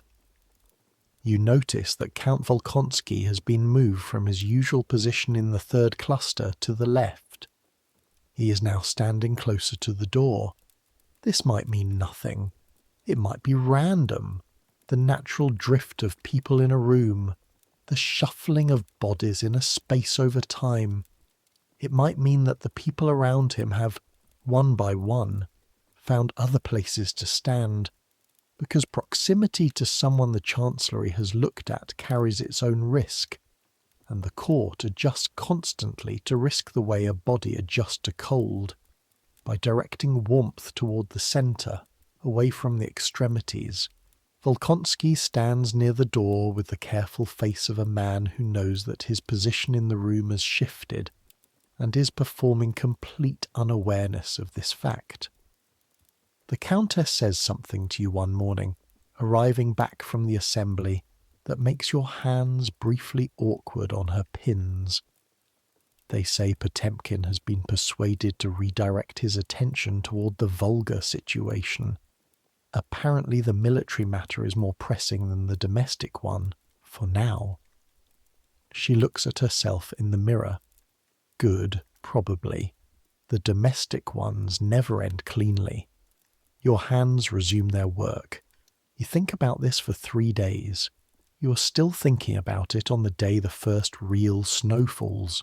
Snow in St. Petersburg is not a gentle event. It is not the tentative preliminary snowing of a warmer climate, the soft suggestion of winter. It is a commitment. It arrives in quantity overnight, and by morning the city outside the palace windows is buried to the windowsills and still coming down. The kind of snowfall that silences everything, that reorganizes the world into a simpler version of itself. All the complexity of the city covered. The mud and the cobblestones and the accumulated refuse of 1,000,000 human lives, all hidden under a uniform white, everything reduced to shape and silence. You stand at the Countess's window that morning before she's awake and look out at the Neva and the city beyond, which is white and still under the falling snow, and the feeling that comes over you is something you have no name for in any of your languages. German, Russian, French. None of them has a word for this specific feeling of being inside and warm, while outside the world becomes new and clean and completely indifferent to what was on its surface yesterday. The city will be itself again by noon. The snow will be tracked through, and the mud will surface again, and the refuse will reappear, and all the complexity will reassert itself. But for this hour, standing at the window in the grey-white light, the world is simple. You live in a palace. You dress a countess's hair. You walk corridors where people say things that change other people's lives. You carry stones in your chest and keep your face a surface, and get your bread from the kitchen at 6 in the morning and sew the mending in the evenings. You're 20 years old. You're figuring it out. The snow falls. What is the Winter Palace's real secret?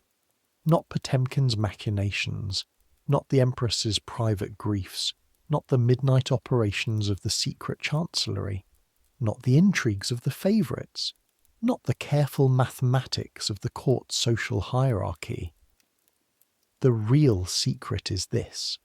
It is not so different from anywhere else.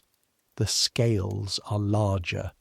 The consequences of error are more severe. The beauty is more extravagant and the ugliness is more concentrated. And the stakes of every small decision are amplified by the fact that power moves through these rooms like electricity through wire, and everything it touches becomes charged. But the human material is the same. Frightened people making decisions with inadequate information. People who love things trying to protect what they love. People who want power trying to get it. People who have power trying to keep it. People who have neither trying to survive. You have been surviving, day by day, with the cold in your feet in the mornings and the bread from the kitchen, and the weight of what you know, and the careful arrangement of your face. You have been surviving, and it is enough. And it is also now starting to be something else. Not comfort exactly, but something adjacent to it. A familiarity with the shape of things. A knowledge of the terrain. You're becoming a person who belongs to a place, not this palace. You will never belong to this palace in the sense of owning any part of it, of having any claim on it, but to this city, to this particular latitude and longitude, to this specific cold and this specific quality of light in winter, to the sound of Russian inside your head, to the rhythms of a court that is the beating heart of an empire you are not born to and cannot quite claim and cannot quite leave. That is what Russia does to people, you think. It is too large and too cold and too demanding and too extraordinary for half measures. You are either here or you are not, and you are here. The Countess stirs in her bedroom. You hear the sound of her waking. You move away from the window and take up your position and prepare to begin the morning. The snow falls on the frozen river. the city begins to appear through it. Grey shapes becoming building shapes, becoming the specific contours of St. Petersburg. The dome of St. Isaac's Cathedral, the spire of the Peter and Paul fortress across the river, the colonnaded facades of the buildings along the embankment. The city reasserts itself through the snow the way the truth reasserts itself through the performance. Insistently, imperfectly, but there. The door to the Countess's bedroom opens and the day begins. Weeks pass, then a month. The rebellion in the east is brought to a slower boil, not ended but contained, Suvorov having been dispatched with the authority to do what needs doing, which everyone in the palace understands to mean a particular quality of efficiency that does not bear close examination. The court relaxes slightly, the way a body relaxes when the worst of the pain has peaked, not recovered, but past the sharpest moment. The morning assemblies become incrementally less tense. The Empress's humour returns to its usual register, which is demanding and often impatient, but not the particular closed-down quality of the past weeks. Potemkin remains what Potemkin always is, the dominant weather system of the court, the thing that everything else must account for. He is in and out of the private rooms. He is present at dinner, then absent for days, then present again, always with the same quality of someone who has been doing important things elsewhere and has returned to do important things here with the same energy. You cross his path twice in 3 weeks. Both times he does not see you, because why would he see you? You are a minor attendant in a corridor with your face arranged in its usual careful blankness, and he is walking with the particular purpose of a man who is always in the middle of several things at once, and for whom a corridor is just the space between 2 rooms where things happen. Count Volkonsky is still at court. He's still in the grand hall at morning assembly. He has moved back somewhat toward his original position in the cluster, or perhaps you imagine the drift toward the door, or perhaps it corrected itself. He looks the same. His coat is the same. His buttons are still polished. He bows to the appropriate people at the appropriate moments and speaks and listens and performs the morning ritual that everyone performs, the assembly of the court around the Empress, the daily demonstration that the empire is intact and everyone is in their place. Sofia Volkonskaya was at the embroidery gathering last week. She looked the same too, bright and slightly nervous, the way she always looks, the way you've decided might simply be her nature rather than the sign of anything specific. She did not look at you. She looked at her embroidery and at the other women, and at the question of whose needlework was better, which is always the actual agenda of embroidery gatherings. You look at your own work. The palace is still there. You are still there. The stone in your chest has not gone away, but it has gotten smaller, or perhaps it has always been this size and you've simply grown around it the way a tree grows around a wound. The days have a shape now. You know it well enough that you can move through it with a quality of attention that is no longer purely reactive. You're not just responding to what the day brings. You are anticipating it, preparing for it, making small choices that manage it. You have become, in the vocabulary of this place, competent, reliable, the kind of person who can be trusted with things and who does not create complications. The Countess has begun to give you responsibilities she previously kept to her senior maid, small ones but real ones, the kind that suggest a renegotiation of your position is possible. Not now, but eventually. If you continue to be what you have been, you will continue to be what you have been, the clockmaker's daughter, the German girl, the attendant who wakes before the bell and does the mending in the evenings and walks corridors at 3 in the morning and hears things and carries them carefully, the way you carry anything that is too heavy to set down, with both hands and your whole attention and as much grace as the weight permits. Spring is 5 months away. When it comes, the Neva will break, the ice will crack and shift, and the river will move again, and the city will smell different briefly, and everything will seem lighter for a week before the mud arrives, and everything becomes difficult in the specific mud difficulties of a Russian spring. But that is the future. Right now it is November still, the beginning of winter, the long cold that stretches ahead like a corridor of its own, room after room of frozen days until the season turns. You have everything you need for the corridor. You have your bread, you have your wool stockings, you have your position, precarious but real, in the household of a woman who has access to the ear of an empress. You have your 2 hands and your steady pace and your face that reveals nothing.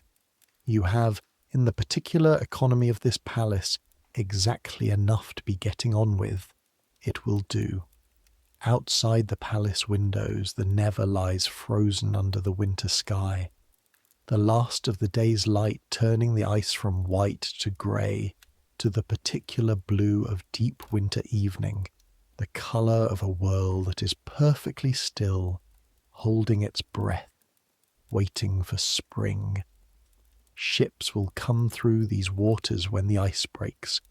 They will bring things from everywhere, silk and spices and news and trouble and wonder, all of it funneling up the river into the city, into the palace, into the rooms where history happens or refuses to happen, into the corridors where ordinary people carry ordinary things from place to place, unremarkable, invisible, necessary. The world will turn. The Empress will read her Voltaire. Potemkin will plan his midnights. The Secret Chancellery will move when it moves, and most people will never know when or why or whose papers burned in whose fireplace the night before. But you will know. You will know a few things, that the cold comes first and the warmth follows if you wait long enough, that decisions made in the dark are still decisions and that they matter, that being invisible is not the same as being absent, that the gap between the portraits is where the real work gets done. And you will know this, which is maybe the most important thing you will carry away from this particular November in this particular place, that everyone in this palace is carrying a stone. The Empress, the Countess, Potemkin, Volkonsky, Sofia Volkonskaya, Daria Ivanovna, the footmen, the kitchen staff, the link boys and the watermen and the serf who tends the fires before dawn. Everyone. The stones are different sizes and different shapes, and some of them were chosen and some were placed without asking, but everyone is carrying one, and everyone is performing the art of carrying it without letting it show, and the performance is so total and so constant that they have mostly stopped being aware that it is a performance. You are aware. This is your advantage. You are aware. You are a German girl in a Russian palace, which means you are always slightly outside the performance, always watching it from a small angle that is not quite the same as the angle everyone else occupies, always catching things in your peripheral vision that the centre cannot see. This outsider knowledge is uncomfortable, and it is lonely, and it is cold, but it is also, in the specific economy of secrets, invaluable. You go on being Anna Dorothea Bauer, clockmaker's daughter, 20 years old, attendant, survivor. You go on. The palace goes on around you. The winter deepens. Somewhere below, in the enormous warm heart of the kitchen, Fedor Stepanovich is beginning the bread for tomorrow. The smell of it will reach the 4th floor by the time you wake. It always does. One of the few things in this palace that is simple and direct and completely without subtext. bread baking in the early morning, the warmth of it rising through the building, offering itself to everyone who is awake to receive it. You breathe. Let the palace do what palaces do. Let the court perform its endless performances. Let the Empress read and Potemkin plan, and the Neva freeze and the snowfall and the stones in everyone's chest be what they are. You are warm enough, fed enough, safe for this night. Enough. Your hands are still. Your face is still. The careful machinery of your daily performance is finally, at this hour, allowed to rest. Let it rest. Let the darkness be just darkness. Let the cold be just cold. Let the sounds of the palace, the creak, the distant clock, Daria Ivanovna's breathing, be just sounds, not messages, not signals to be read and interpreted, just the ordinary noise of a world continuing without requiring anything of you. Not right now, not for these hours, not until the bells ring at 6. Let sleep come. It will. It always does, eventually. The clocks will ring at 6. The bread will be ready in the kitchen. The Countess's hair will need to be arranged for morning assembly. The grand hall will fill with people arranging and rearranging themselves round the fact of power. The stones will be picked up again and carried through another day in this extraordinary, terrifying, completely ordinary place. But not yet. For now, just this, the warmth of your own body under the blanket, the darkness behind your closed eyes, the particular peace of a person who has done what they could do, and let the rest be what it will be. The Neva holds the reflection of the winter sky. The palace breathes. You breathe. Good night. There is room in the winter palace that you will not see for another 6 months. It is on the first floor in the northwestern corner, and it has green silk on the walls and no windows to the outside, and a sound quality so particular and enclosed that voices in it seem to speak from the inside of a box. It is the room where the Empress sometimes receives people she wishes to receive without the knowledge of anyone else in her court. It is not officially documented as existing for this purpose. It exists for other purposes officially. A secondary receiving room, an overflow space for large functions, and for this purpose unofficially. And the gap between the official and the unofficial is where the real business of the court happens, as is true of every other gap in this palace. You will find out about this room in the spring, when Countess Protasova sends you to it with a locked box that you are to leave on the table inside the door and not ask about.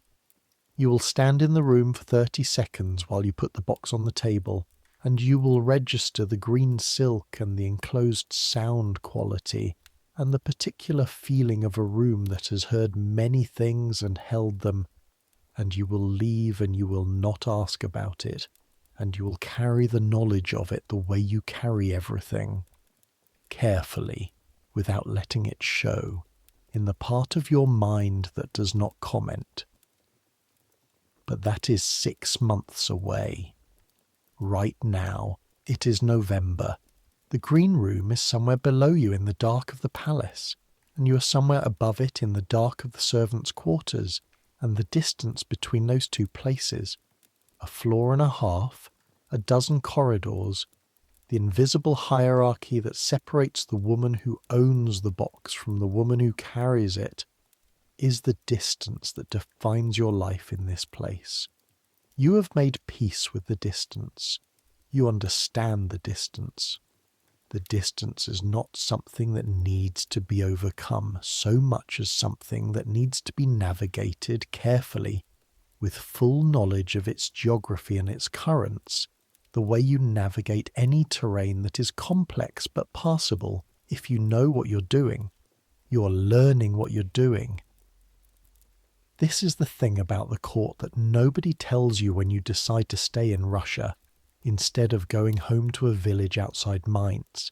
It is a craft. The survival of it, the daily management of it, the art of being useful without being threatening, visible without being exposed, connected without being entangled. It is a craft the same way clockmaking is a craft. You learn the mechanisms, you develop the hands for it. You understand the tolerances, the places where things can move and the places where they cannot, the point at which pressure becomes too much and something breaks. You develop judgment, calibration. Your father would appreciate this, the precision of it, the patience. He would probably also be appalled by what the craft is applied to, which is the navigation of a system built on the labour of people who will never know the name of the palace they keep warm with their bodies and their work. A system in which a woman's safety depends entirely on her proximity to another woman's favour, in which the knowledge of a midnight plan heard through a green baize door can either save someone or destroy its hearer, depending on factors too complex to fully calculate in advance. He made clocks, good honest clocks that told time correctly and did not lie about what they were or what they did. You are not a clock, but you are precise. You are patient. You have good hands. You're going to be all right. The winter will be long. The rebellion will be put down eventually. Pugachev will be captured, brought to Moscow in a cage, executed in January in the new year with the particular combination of cruelty and theatre that the Russian state brings to its public endings. You will not witness this. It will happen in Moscow while you're here in St. Petersburg dressing the Countess's hair and carrying boxes through corridors and learning the geography of the palace's hidden rooms. But you will know about it. News travels in this palace faster than anywhere. The Empress will receive the report on a Tuesday morning, and by Tuesday afternoon everyone with any access to any room above the servants' floor will know the essential facts, stripped of nuance, amplified by the particular telephone game of court rumour. The pretender is dead, the empire is intact.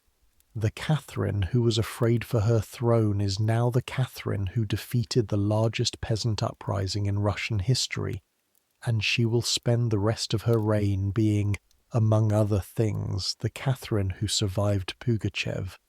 She was always going to survive. You understood this even in November when it was not yet clear.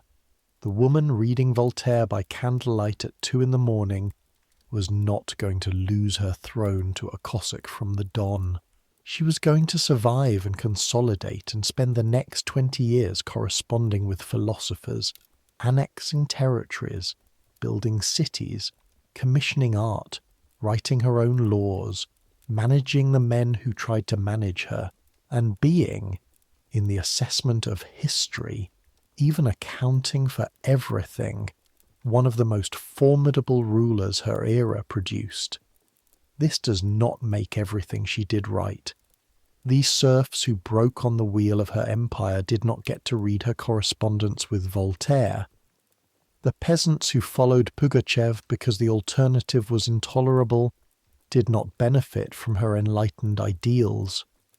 The complicated truth of a complicated person doing large things in a large world is that the large things cast large shadows, and the people in the shadows are also real, also there, also part of the story.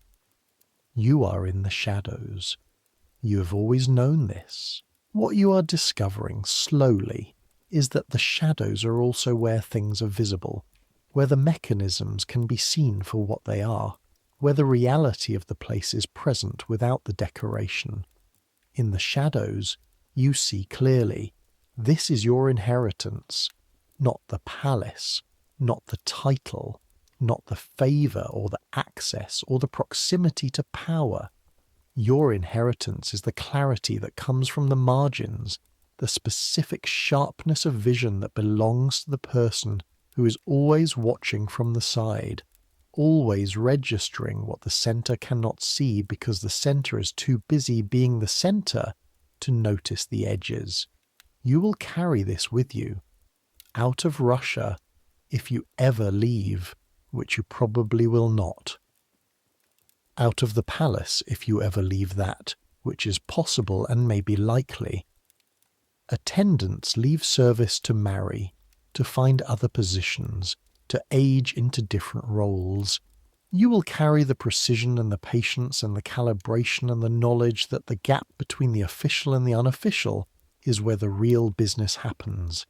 And you will carry the memory of November 1773, the corridor at 3 a.m, the candlelight, the sound of Potemkin's voice through a green baize door, the cold in your feet, the decision made in the dark, the stone that you chose.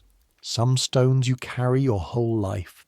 They become part of you, part of the weight of being yourself, and eventually you stop noticing them as separate things. They're just part of what it feels like to be you, part of the texture of your own interior, neither burden nor treasure, but simply present. The way everything important is simply present once it has been long enough with you. You will be fine. You're going to be fine. The bells will ring at 6. The bread will be ready. The cold will be exactly as cold. And you will do what you do, which is get up and dress and go downstairs and carry your bread and your tea back upstairs and drink the tea while it is still warm, and then go up to dress the Countess's hair and stand in the gallery above the grand hall and watch the court arrange itself around the fact of the Empress, and register every face and every position and every slight recalibration of the social geometry, and carry all of it carefully, precisely, with both hands. You will do this. You will be good at it, and you will be Anna, just Anna, the German girl from outside Mainz whose father made clocks, who stayed when the others went home, who learned the language and the customs and the terrain and the cost of knowledge and the shape of stones you choose to carry. Who is here? Who is warm? Who is for this particular night exactly where she's supposed to be?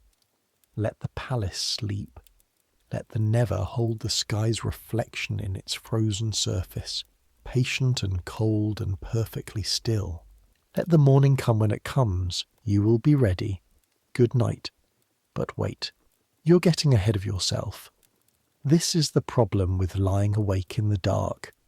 The mind moves in the direction of resolution, toward meaning, toward the satisfying shapes that endings make, and bypasses the middle. The middle is where you actually are. The middle is what you will have to live through before any of this becomes something you can think about with the clean distance of retrospect. So go back. Go back to the Tuesday after the assembly, to the afternoon, to the specific texture of a day in this palace that is not a crisis day and not an ordinary day, but something in between. The kind of day that is most of your life here.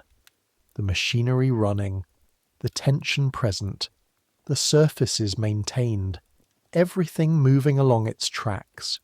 Tuesday afternoon, the Countess is attending a tea at the apartment of Countess Golitsina, which is a social obligation of a kind that cannot be avoided without creating a small diplomatic incident of the sort that reverberates through the female social hierarchy of the court for weeks. She goes.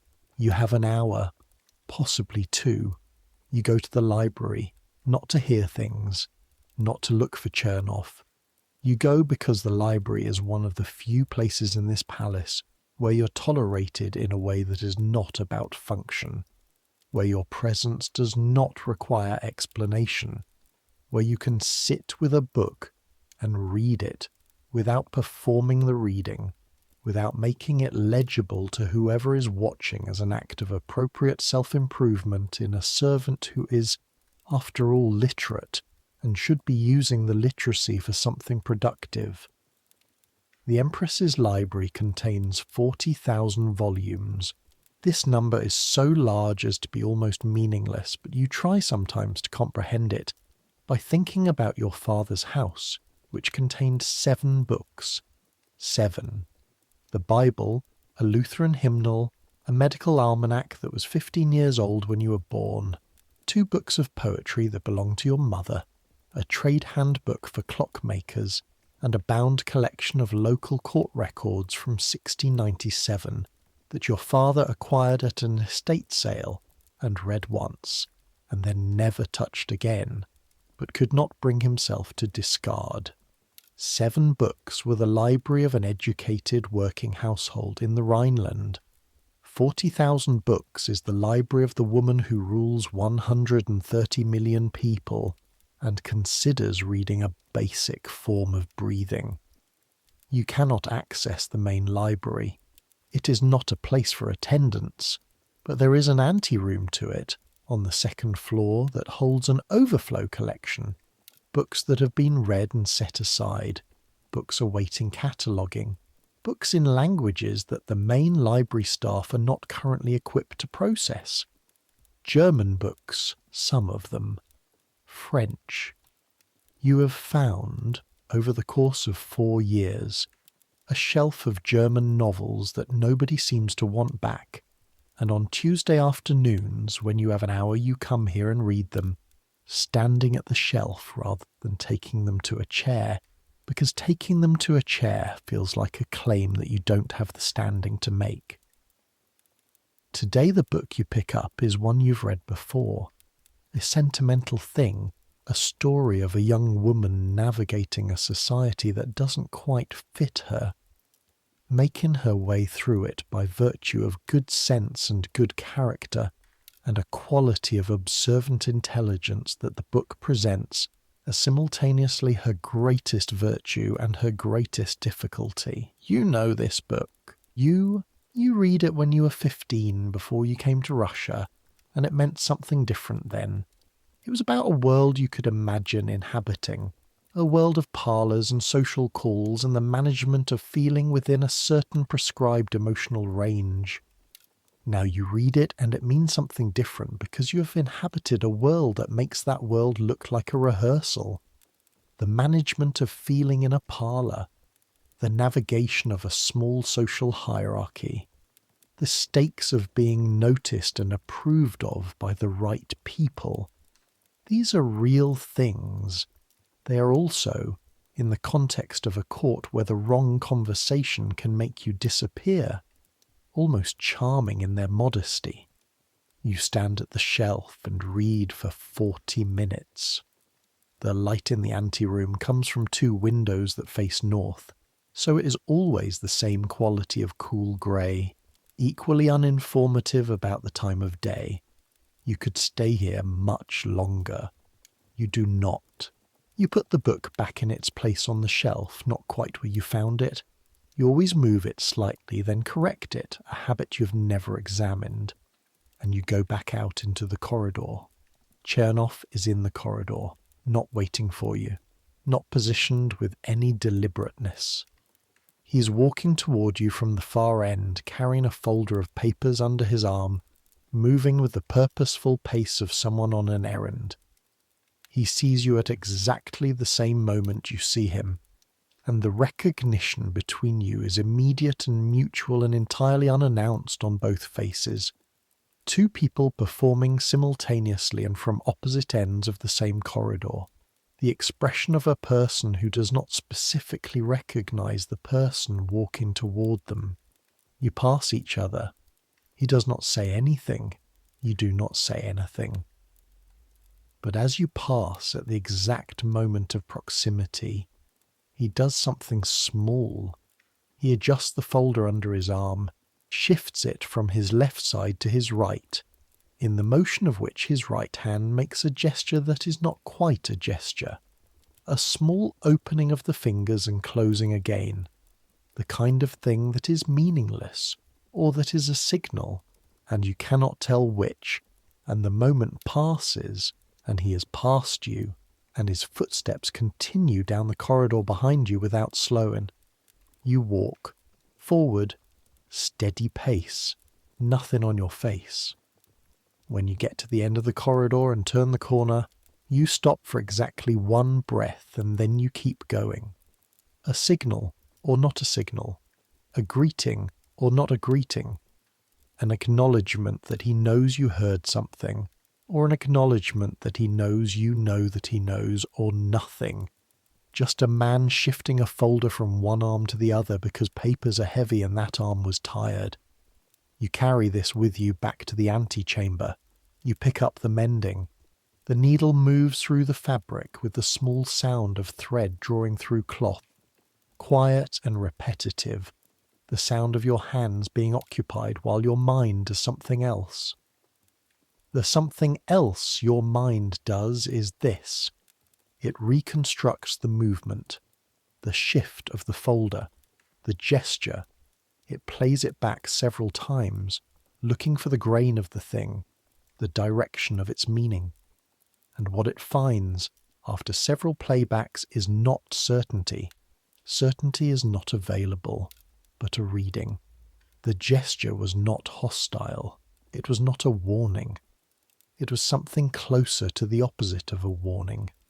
Something closer to an acknowledgement of the kind that can only be made in passing, in the split second of proximity between two people who cannot speak, and which communicates not information, but orientation.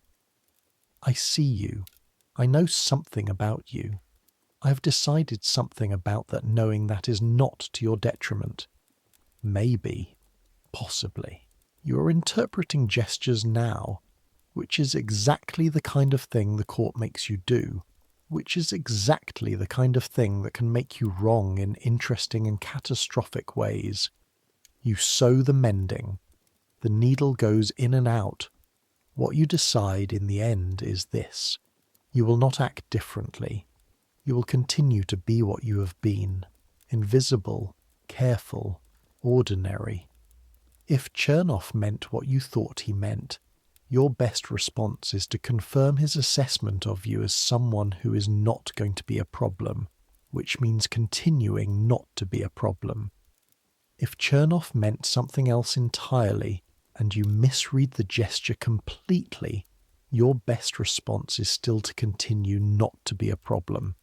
Either way, be the furniture, be the breathing furniture that does its work and asks for nothing, and carries nothing on its face.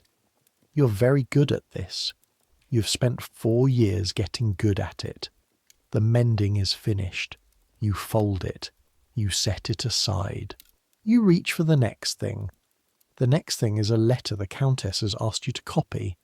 One of the careful and complex ones that you copy and do not read, which means you read it perfectly and retain it completely in the part of your mind where things are stored without comment.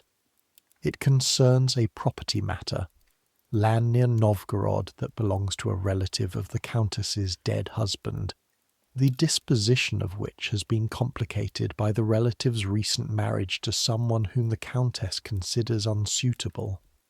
The unsuitability expressed in terms that are entirely about the person's family connections and not at all about their character, which is the aristocratic way of saying that the person's character is fine, but their family connections place them in a category that makes them inconvenient. The letter is addressed to a solicitor. It is courteous. It is completely implacable. You copy it in your best hand. The pen makes its small sounds against the paper. The ink dries quickly in the cold, dry air of the room. The letter takes shape. This is also your life. Copying letters that are not yours. Carrying knowledge that is not yours. Navigating terrain that was built for other people by people who never imagined you would need to navigate it. This is the life of the invisible ones, the necessary ones, the ones whose faces are not in any portrait, but whose hands are in everything. Your hands are in everything. You write the last line of the letter. You set down the pen.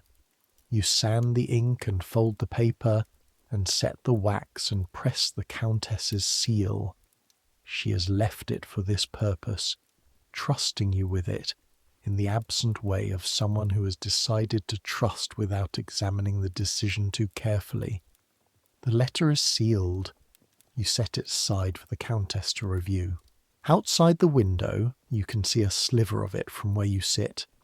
The sky has gone to the particular dark of a St. Petersburg late afternoon, not quite dusk, not quite night. A greyness so complete it seems to be its own category of light. The candle on your work table is the brightest thing in the room. You sit for a moment, both hands flat on the table, feeling the texture of the wood under your palms. Old wood, worn smooth. How many hands have rested on this table before yours? In a palace this old, the answer is hundreds probably. Hundreds of pairs of hands in this room, at this table, doing work that needed to be done for people who needed it done. The work has changed, and the people have changed, and the candles have changed, and the fashion has changed, and the names on the letters have changed. But the table is still here, and the hands are still needed, and the work goes on. You're part of something very large and very old. This is comforting in a way that is different from the usual comfort of belonging, which is warm and immediate and personal. This comfort is cooler and more abstract. It is the comfort of understanding that your place in the chain of things is real, even if it is small, even if it is invisible, even if there is no record of it and will be no record. You matter to the mechanism. All the invisible hands do. You get up and take the letter to its place with the Countess's other correspondence. You straighten the work table. You check the candles. You do the small inventory of the room that you do at the end of every working hour, registering what has been used and what needs replenishing, and what needs to be reported to whoever is responsible for maintaining the stocks of candles and paper and sealing wax and all the other materials that the room's functioning requires. There is a hierarchy of maintenance in this palace that goes down farther than you can see. Below you there are people who ensure that you have what you need to do your work. Below them there are people who ensure that those people have what they need. Below them, further and further down, into the basements and the storerooms and the kitchens and the laundry rooms, into the stables and the outbuildings, into the parts of the palace that no portrait has ever depicted and no visitor ever seen. There are the hands that make the whole thing possible. 10,000 candles burning on feast nights. Someone makes those candles. Someone stores them. Someone delivers them to the rooms where they will be burned. Someone trims the wicks and catches the drippings and replaces the spent ones with new ones through the night so that the light never fails. Someone is always doing this. Someone has always been doing this. The palace runs on invisible labour the way a body runs on the beating of its heart. Continuous, essential, unnoticed except in its absence. You are one heartbeat among many. Minor, necessary, present. The evening comes. The Countess returns from her tea in the humour of someone who has spent 2 hours being strategic and polite and is ready to stop. You attend her. You do the things that need doing. You are present in the way that good attendants are present, available without being intrusive, responsive without being anticipatory, a function that operates without calling attention to its operation. Later, in the kitchen, eating supper with the other servants, you listen to the current of the day's information moving through the room. The footmen are talking about something that happened in the Eastern Wing, a scene of some kind, raised voices, something involving one of the younger courtiers and a debt that has not been paid. The kitchen staff are talking about tomorrow's dinner, which is a formal occasion, and which requires preparation on a scale that the kitchen finds either exciting or exhausting, depending on who you ask. Darya Ivanovna eats her supper in the particular self-contained silence that suggests she has more information than everyone else in the room, and has correctly decided that sharing it would be beneath her. You eat your soup. The soup is cabbage again. with a piece of pork floating in it that has given everything in the bowl the taste of something once expensive that has been cooked past its pretensions. The bread is good. The bread is always good. Fedor Stepanovich is many things, not all of them agreeable, but his bread is honest. You eat and you listen and you register and you file, and you keep your face in the expression of someone whose mind is pleasantly empty. And when the meal is done, you help clear the plates, and you go upstairs to the antechamber for the evening's work, and you do it until the Countess retires, and then you go up to the 4th floor and you take off your dress and lie down and you look at the dark ceiling. This is a night in November, in the Winter Palace, in St. Petersburg, in the reign of Catherine II. This is most of it, actually. Most of it is not the corridor at 3 in the morning. Most of it is not the conversation overheard through the green baize door. Most of it is soup and mending and copying and corridors and the careful face and the small calculations and the bread in the morning and the cold in the feet and the candle burning down. Most of it is ordinary, in the way that most of everything is ordinary, even in the most extraordinary places. The extraordinary places just have more expensive ceilings, and sometimes in the gap between the ordinary and the extraordinary, there is a moment, a decision, a stone you choose to carry, something that is yours, entirely yours, that no portrait will ever show, and no record will ever contain. But that was real, that mattered, that is part of the shape of the world, even if the shape is invisible from the outside. You have had your moment. Maybe you will have others. Maybe you will go years without one and then have 3 in a week. The moments do not announce themselves in advance. You learn to be ready. The candle in the corridor gutters in some internal movement of air. A door opened somewhere in the building, the breath of the place shifting, and then steadies. In the winter, the palace breathes differently.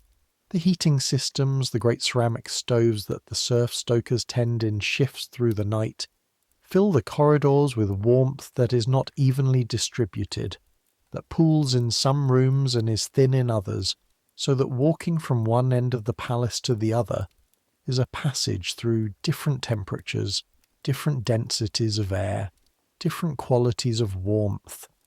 Some corners are always cold, some rooms are always warm regardless of the season. The building has its own interior climate, its own weather systems, governed by the architecture of its construction and the history of its maintenance and the specific decisions made by people long dead about where to put walls and how to manage airflow. You know these temperature gradients now. You know which corridors are cold and which are warm. You know which stairwells collect heat from the kitchens below and which let the cold in from the courtyard doors. You know, without thinking about it, how to move through the palace in winter in a way that maximizes warmth, taking the warm corridor when the choice is available, positioning yourself near the stove in rooms that have them. This is also knowledge.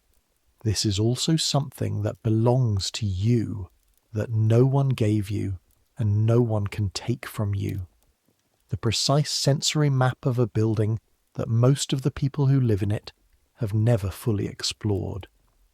The Empress knows her rooms, the courtiers know their apartments and the formal halls and the routes between them, but you know the service corridors, you know the back stairs and the storage rooms and the laundry areas and the places where the cold comes in and the places where the warmth pools. You know the palace in a way that its residents do not and cannot, because they move through its centre while you move through its edges, and the edges are where the building's actual nature is visible. You know this building, not as a symbol, not as a statement of power, not as the backdrop to history, but as a building, as stone and wood and glass and mortar, as a thing with a temperature and a sound quality and a smell that changes by floor and by season. You know it as the place where you live, and it is, for all its grandeur and all its danger and all the weight of what goes on inside it, where you live. For now, for as long as this continues, for whatever comes next, the ceiling above you is silent. Daria Ivanovna breathes. The palace breathes. The cold presses in from outside and the warmth of the building pushes back, and neither wins entirely. They just hold their position, and in the space between them you're warm enough. The clocks have struck midnight some time ago. You stopped counting after 11, which means you have not been sleeping, but your mind has been somewhere close to it. That territory where thoughts lose their hard edges and become something more like impressions, images without narrative, the faces of the day drifting past without the story attached to them. Chernov in the corridor, the folder under his arm. Sofia Volkonskaya's hands holding each other in front of her. The assembly in the grand hall, the Empress's jaw with its controlled tension. Potemkin's voice through the green baize door. He was warned twice. The frozen Neva, the bread baking, the soup, the stone. These float past without urgency, without requiring anything from you. Just the day releasing itself through the soft membrane between waking and sleeping. Each image lighter than the last, each one less specific, until they are not images at all, but just the texture of the day, the feel of it, the temperature and sound and weight of having been alive in it from beginning to end. You were alive in it. You were here, in it, making your small decisions with your imperfect information in the dark of your own understanding. You were here. That is enough. Let the images go. Let the day go. Let the palace go. Let sleep be what it is. The mercy at the end of being awake. You've earned it. The cold is outside the blanket. The warmth is inside. The breathing of the person on the other side of the partition marks the time the way a clock marks it, steadily, without judgment. Breathe. Let it go. Let it all go. In the spring, when the Neva breaks and the ice goes out to sea, you will stand at the window and watch it and feel something in your chest shift with it, some winter tightness releasing, and you will think, another season, another beginning. You will be there for it. You will be there. But that is spring. Right now the river is frozen. The city is dark. The palace holds its 47 clocks and its 40,000 books and its 1,500 rooms and its 10,000 candles and its army of invisible necessary hands. And you, one of the hands, one of the ones who make the thing run, one of the ones who know where the cold comes in and which way the heat pools and what the building sounds like at 3 in the morning when most of it is sleeping. One of the ones who carry stones they chose. One of the ones whose names are in no portrait. Present. Real. Here. Good night. Now. The things they don't put in the history books. The history books have Catherine. They have her decrees and her lovers and her wars and her correspondence with the philosophes and her instruction and her partition of Poland and her annexation of Crimea and her literary output and her architectural commissions and her judicial reforms and the contradiction between her enlightened ideals and the reality of serfdom under her reign. The contradiction between what she wrote to Voltaire and what the serfs did with their bodies in fields and mines and households across 130 million souls worth of empire. They have all of that.